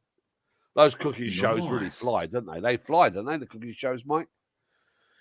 Well, yeah, I think so. There is I can't remember the names of some of them, but you got a few. I think there are a couple over. Huh? You got a few subscribers on your channel, haven't you? You got about 6,000 or something.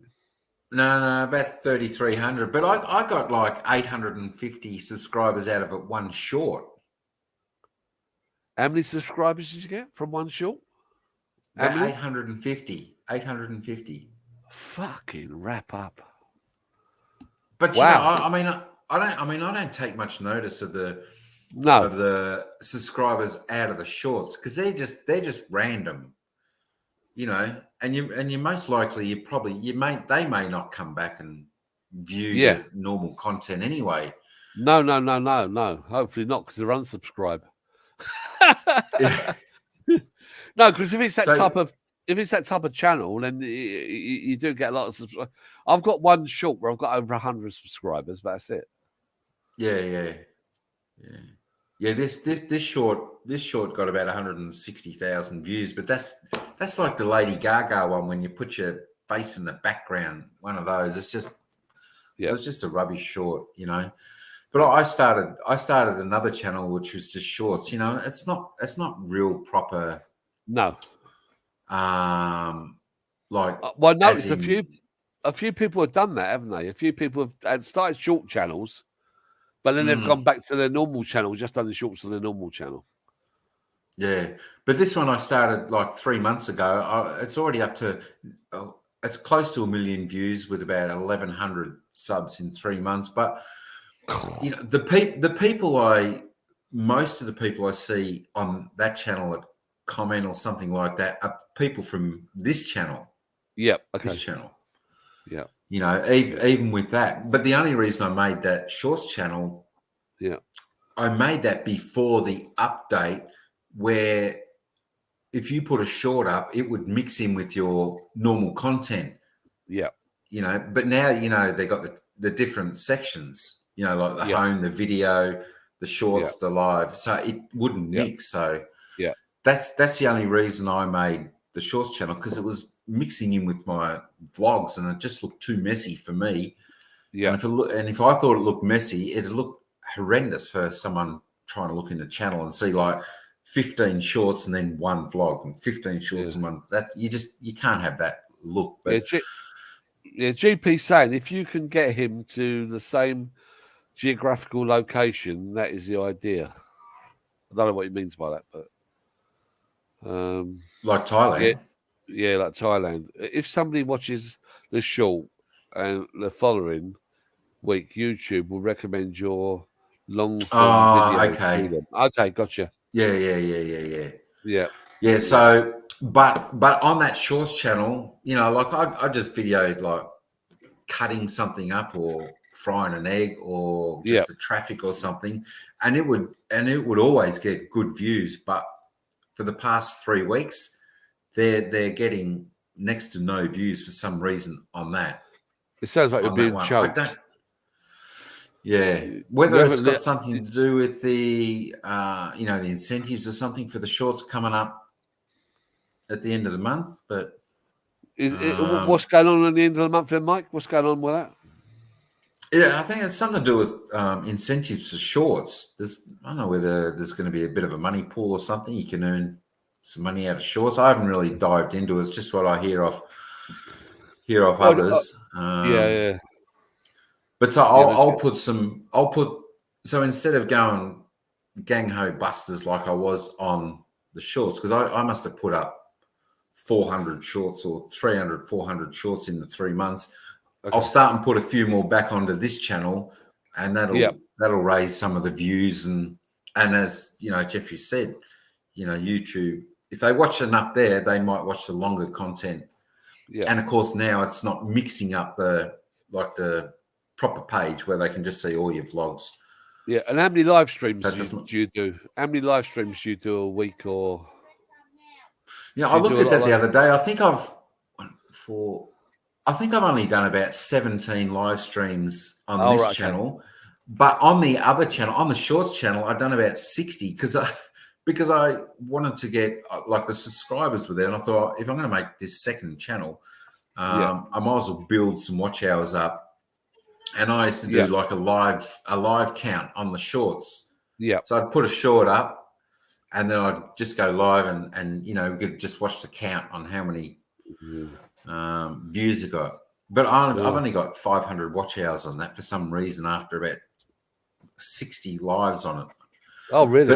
But mainly only the people from the Everyday Part of Life channels. A few people would come over onto that, but I don't know. I've only done about about 18 lives on this channel. Just a few walkabouts around Melbourne, and still trying to do a little bit of that. And I've done a couple like this, and just try to put a topic up or something and talk about it. But when's your next walk around? Have you decided yet? Have you got a date for it, or that's look out for it? Yeah, that's normally just Saturday random. or Sunday. If we go Saturday or Sunday. Saturday or Sunday is it generally? Oh yeah, that'd be on the weekend.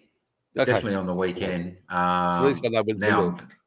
Now I'm back at work. But if we go somewhere, and I've sort of finished doing a vlog if I've made one, and I've got reasonable reception, then I might go live and just walk around for a little bit. Yeah. Or sometimes I just do it here, and as I said, put a topic up. Chris will normally come up on the panel. Sometimes HK will. Yeah, so cool. That's pretty good. Mike, your channel name is very hard. Everyday Part of Life. I went to YouTube and write your channel name, and autocorrection took the words out of. So it was Everyday Part of Life. And with no spaces. Yes, and with the church, it was tons of videos, but not your channel. Then I had to manually remove those spaces, and then I found your page. Then so, comes straight that's not best channel name if you want to just no. But if you type it in, Everyday Part of Life as one word, no spaces. Yes.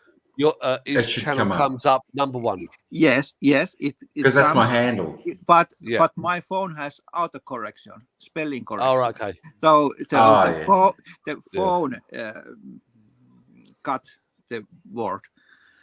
Yeah. What's Tate's situation? Tate's, is that Tate's? I've seen it, but I've not really followed it because it's just not my bag, really. Takes is a influencer, isn't he? He's an influencer, I believe. So I haven't really followed it. He got arrested for probably by the New World Order. Oh, yeah. I haven't really followed it really. I've been looking at the financials more than anything else. Yeah. And another funny thing, when I searched my own channel from the YouTube, the first video is Maggie's. Is what? I don't know if you know it. It's old YouTuber from different. No, I've only been watching YouTube for 3 years. Yes, it's Maggie's journey. Now its name is My Memory Mini Mind. Maggie. No, never watched it. I'll be honest with you. Until 3 years ago, I used to follow like financials, but as in, I never watched like financials on YouTube. I was watching I was doing financially charts of my own before I even come across these guys. And then when I come onto YouTube and I come across like-minded individuals who didn't believe the bullshit of like Bloomberg and stuff like that, then see you, Jeff. Yes, where I was. See you later on, Jeffrey. See you soon. You in Bangkok? Catch you, mate. Is he in Bangkok? Where is he? He was in Bangkok. So he's a good guy, Jeffrey. Yeah, he's a good guy. Yeah. And John's a good guy. He's here at the moment. He's in Bangkok at the moment. Well, must be nearly time. It must be nearly time to go. I think it must be time for bed. It's 9 o'clock here. Yeah, 1 a.m. here. You're joking. Where's your missus? Is she asleep? Is your missus asleep? Yeah, she's in bed. She's asleep. Yeah, she went before. Does she work in the day, Mike? Does she work or? I mean, no. She's a photographer, but sometimes she'll do TIFF photo shoots. So she'll a model. She'll shoot a model. So the model will spend her time, and they'll get work for each other, but no money exchanged. Yeah. Still waiting for the influx of people who actually pay, which would be nice if it ever happens. Yeah. Which I just can't understand. Yeah. Yeah, I think you'd like it down here, John, but you're coming down short anyway. So when you come down, I can show you around. Yeah. Yeah. Yeah, I haven't been watching YouTube that long. Ride for Kicks was the first one I started to watch. Yeah. And I used to binge watch his. Oh, I used to watch when I lived out. I like Ride for Kicks. I got nothing against him. I think he's a great guy. But obviously, because I live here, a lot of the places he goes, if I've already been there, there's no point in me watching it. It's just that's true. Yeah. But I started watching a guy called Simon, an English guy. He's back in the UK now. Yeah. Simon, Land of Smiles, and then I went on to Kevin Thailand. Yes, Simon is one reason why I have been visiting in Thailand, and I even make booking for his resource, but then this COVID thing happened, and this Maggie is from that kind. Oh, that part of the world. From Simon, I met Maggie, etc. So it's old guys, old pre-COVID. Yep. Channels. Yep. So then I met Brian in Thailand. He's like a drone flyer. Oh, okay. Yeah. By the way, he's a builder. So I follow him. The Lucas, or how you say his name? Yeah, Ride for Kicks. Yeah, Lucas. Yes. I met her girlfriend. Okay. Some time ago at Pattaya, and she seems to be in bad shape. Yeah, very well at the moment at all. And our prayers go to. I can actually see the stress in Ride for Kicks' face. You can see the stress. He's really yeah, which is natural. You know, it's natural. It's yeah. you know. Hats off to him. I couldn't put it on camera myself. I just couldn't. I couldn't do it. I because I'm an introvert, so I'd have to deal with it internally rather than externally. Yeah, that's it. But maybe that sort of keeps him going. Oh, without a doubt, thinking without a doubt. too much. And her as well, you know, because everyone's sending their love and prayers, you know, and it helps, doesn't it? What was wrong with her? All I saw was like a swollen foot. No, she's got. What happened was she got clipped by a bike, and obviously because he's a caring guy, he took her off to the hospital to be scanned. They done a CAT scan and discovered cancer on her liver, I believe. Oh gosh! Lucas, is that correct? Rides for Kicks has 2 very good videos which everybody should look. First one is his story how he lost weight. Yeah, I saw that. Yes, that's very good. Yeah, the second one is that when he told when he 30 years before had a bike accident and went to same in place. In Rayon. Yes, and went to his Shire, right name. Yeah, and met the the coast which helped him. Those 2 videos are best. Yeah. Well, on that video as well, I think he goes back there every year to that temple, and he you know makes thanks because he could have died in that bike accident. Yes, the first one. Then he made the second one, but the first one is the best. Yeah. I think that's why he's got on always wear a helmet or something on his intro, isn't it? Correct. It was the helmet which saved him. Yeah. And I obviously you watch Chuck. Do you watch Chuck? I watch Chuck and Joe, Chocolate Man. Yeah, Joe and Chocolate Man. I've watched a bit. I haven't watched many because I'm always, watching people's lives. Yeah, to be honest with you, I'm more of a live person now. So what I do is I just go from one live to another, and I don't watch a lot of. This is no disrespect to any YouTuber in Thailand. I just don't because I'm watching their lives, which is a current. That's what I like about Chocolate Man. He goes for a walk and gives you a chat like every day. It's great. It's like the daily news. Yes. And funny thing which I have told too many times is that when I was at quarantine 2 years ago or whatever, I was at quarantine and I was following Chocolate Man 10, and one morning my phone beeped that Chocolate has a live stream. I didn't watch that, but later I saw that he walked under my balcony. So if I have watched that live, so I would be shouting to him from my quarantine balcony. Cool. Yeah. But you're the same as me, Mike. You're just struggling for views at the moment, aren't you? It's like your channel's been strangled, isn't it? Same as mine, I'll get about the same number of views as you.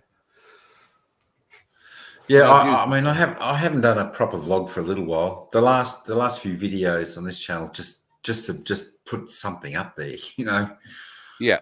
I haven't been out and was it like a month to make any videos, 3-4 weeks. Yeah. So maybe I'll head out Sunday and make a vlog, possibly. Well, it looks like you live in a beautiful part of the world. It's not too bad, Melbourne. I like it. I think I think I prefer to be in Thailand somewhere. Yeah. Well, it's like a cafe culture there, isn't it? Now it's very colonial. Yeah, the food, the coffee in here, just amazing. All around, even in the suburbs, you've got cafes with just coffee and cake, good food. There's lots to see. You know, we've got the aquarium, we've got the galleries, we've got the theatre, we've got the main sporting capital is here in Melbourne. You know, where they play like the Australian Open, the Test cricket, you know, the rugby, the soccer, the basketball, AFL, just you know, just got everything. But it's a great place, you know. And sometimes me and the missus will go in there and we'll just walk around Melbourne, anywhere from 8 to 11 hours. We'll just walk around, you know, and we'll stop and we'll have something to eat and keep going. Yeah. Cause I was just looking at your channel. You got peeling an egg, peeling a boiled egg. I love it. I absolutely love that. That's just shorts. The only reason I stick shorts up is just to try and build a few views. Or did you get any subscribers off? Did you get any subscribers off of peeling an egg? Because you got 1,900 views, you got nearly 2,000 views, and you got cutting French fries out, maybe short, 3,200 views. Amazing. Yeah. See the shorts. Hey, Nikki, how you going? Hello, Nikki. We're just about to go. Good to see you. But it's good to see you, though. Yeah. Look, I was cutting a pear and was getting 26,000 on the other channel. It's just that's the way shorts were going before the upgrade. You know, most people were getting a lot of views on the shorts, but it's sort of really been put on. Yeah, I've got like 262. I looked at it today. 262 extra subscribers in the last month from shorts. Absolutely. But I've never read that where I've got I know Nikki had one where she got like 800. She had a cheesecake short, 480,000 views she got. How many subscribers did you get from that, Nikki? She will tell us. She must have got a ton load. You need to go to your analytics. Oh, okay. She got thousands. 800 subs. There you go. That's the same as you, though, Mike, isn't it? For that one video, 800 subs. It's about 850 or something. Yeah. The most I've got is like about 120 off of one video. You know, that was a short. You know. Yeah, that's all right. Hence to say I don't do long videos now because I think it's just not worth the effort. You know, because if it's just for Anna looking back on, she'll only want to look at it a minute anyway. So I just do minute videos. It's easier. Yeah. The MotoGP in Phillip Island. And of course, we've got the Formula One Grand Prix in Melbourne too. Yeah, which is not far from Melbourne, Albert Park, probably 3 kilometres maybe. Yeah. Well, I've been going 3.5 hours. 3.5 hours. Go on, carry on. 3.5 hours been going for. I only come on here for 15 minutes. And thought, I'll come on for 15 minutes. Nobody will come on. I didn't do the charts last night. I do me charts. So I done my charts. Everybody wants to see the charts. You've got to go back to the first 15 minutes. That's it. Exactly right. Have a good day. Have a good work day, Nikki. Catch you later. Yeah. So, Nikki, you're back to... Well, what time is it there? It's quite late there, isn't it, really? It's, I was saying same. It's 4:00 p.m. right now. So my work day is off. I'm working from home. I haven't done anything about today, but anyway, my work day is off, so I'm going to shop, so to buy a few beers. So I don't blame you. So get yourself down the butter, get you down to a 7-Eleven and buy yourself a few beers. Yes. So I'm leaving. Yes. Okay. It was nice to chat with you. Yes, I'm so glad nice you come one. on Catch me. Because I've only ever said nice things about you. I can assure you. So because I met you, I've only ever said nice things about you because I met you in a restaurant in Parla. You know. Yes, with Thomas. Yes. Yeah. And I have to make one long flight before end of March. So I'm thinking going to Japan or Thailand, and I think maybe Thailand. And I need those fly points before. Yeah, well, come. Well, why don't you come down to and stay in? What else staying? We're all staying in between. Yes. Last time I was November. Yes. I was there, and I was thinking to come to Chomti to Yes. meet your the bar where you are. But yes, I had too much things to do. Okay, yeah. Yes. Well, Prattanack, which is the area between Jontiem and Pattaya. Prattanack is a new meetup area. It's very, very nice. Okay, I will contact if I'm, you got my. I'm sure after you got my email anyway. I'm sure you've emailed me in the past. Yes. So all right. Yes. All right. Bye. Have a nice day. Bye. Thank you. See you, Cash Bank. Yeah, there you go. Well, I'll let you go across to the other channel now. There's only 4 in the chat, but we appreciate everybody on. Please come on and support Mike's channel. Just go into the search on YouTube and type in "everyday part of life" as one word, and you come up straight away. You cannot miss it. You know, don't rely on your spell check. Turn it off. Agree. It always does funny things, spell check. Yeah. And John Peake, who's Australian, one of our Australian cousins, or one of my Australian cousins, and one of your Australian brothers, is coming down to Rayon to the Hideaway very, very shortly. So sounds good. This month's flying by already. Look at it. We're 1/3 of the way through January. Yeah, 10th. It'll be nearly Easter soon. Yeah. Nearly Easter. Be nearly Christmas again. Yeah, exactly. So you going across to the other channel now? You going across to? Are they still live or are they? Don't know. I'll go over and just type. I've got to be quiet. The missus has already sent me 3 messages saying you're too loud. You're too loud. That's me. I'm talking too loud. That's me. That is me. I'm too loud. I'm as loud as you like. I'm from London. Yeah. The good thing is I understand all Australian accents straight away because it's very similar to a London accent anyway. Yeah. Because most of the guys who got deported from the UK came from over your way. Come from London. Yeah. Yeah, because you only had to spit on London Bridge. You got deported for that. When I looked into the history of the deportations,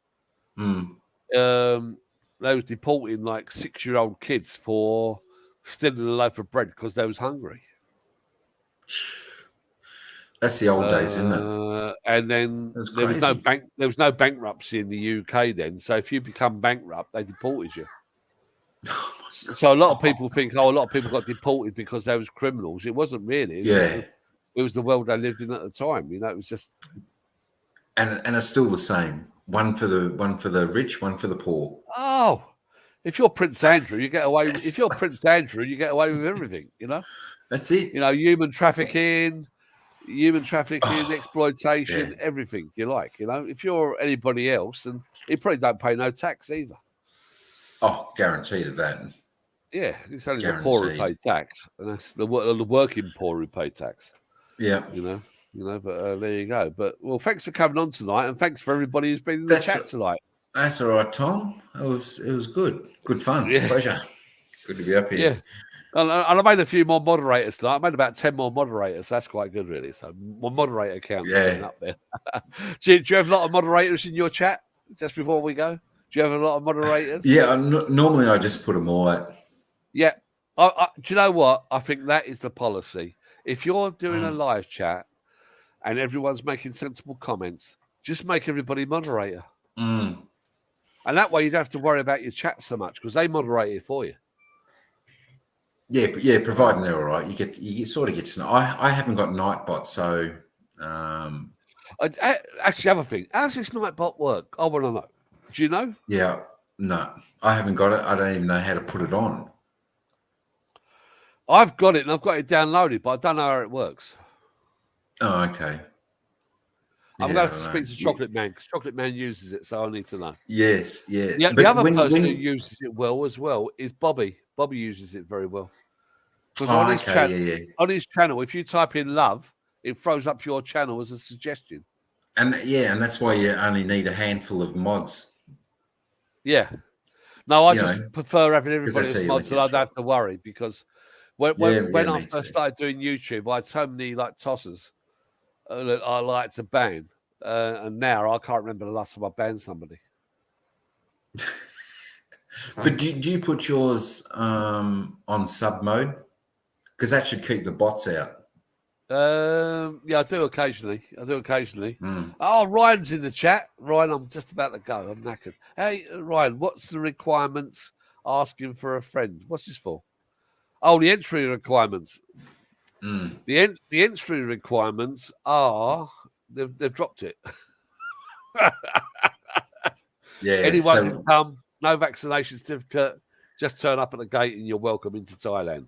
That's it. Forget what you heard yesterday. Yeah. Well, that's how it stands at this moment of 2 hours ago. But it might change by the morning when we all wake up. For me, it's a fucking nightmare for anyone who's booked a flight. Say you booked a flight halfway through February. You're thinking, well, what do I do? What do I do? Or like the second week of January, you're thinking, what do I do? They're telling me one thing one day, telling me another thing another day. Yeah, that's the problem, isn't it? Yeah. They just change it, Yeah. Whatever they so want. Ryan, you're right. As you say, let's wait and see, and that's what happened. So Yeah.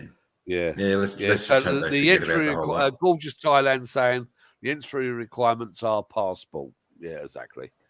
Yeah. Perfect. John Pig saying, look it up, Google. His surname was Peak. Over a loaf of bread. Yeah. He's started a bakery and ended up in Sydney. Yeah. Yes. It don't surprise me because, believe it or not, when I was at school in the early 70s, they taught us that in English schools about the people being deported to Australia. Yeah, and they also taught us about slavery as well. Yeah. Whereas now, from what I was taught to what they're trying to spill out now is just totally different. Yeah. You can't change what goes on throughout the course of history. It's just how it was at the time. Yeah. Well, the thing is, you think in the days of slavery, when the UK was responsible for 6% of slavery back in the 17th century, it was only responsible for 6%. Portugal was responsible for 66% of slavery. Wow. Yeah, and say Brazil, because they took all their slaves to Brazil. And they don't get the same shit as us, or me, or any other. Or America. America used to cop a fair bit too, didn't they?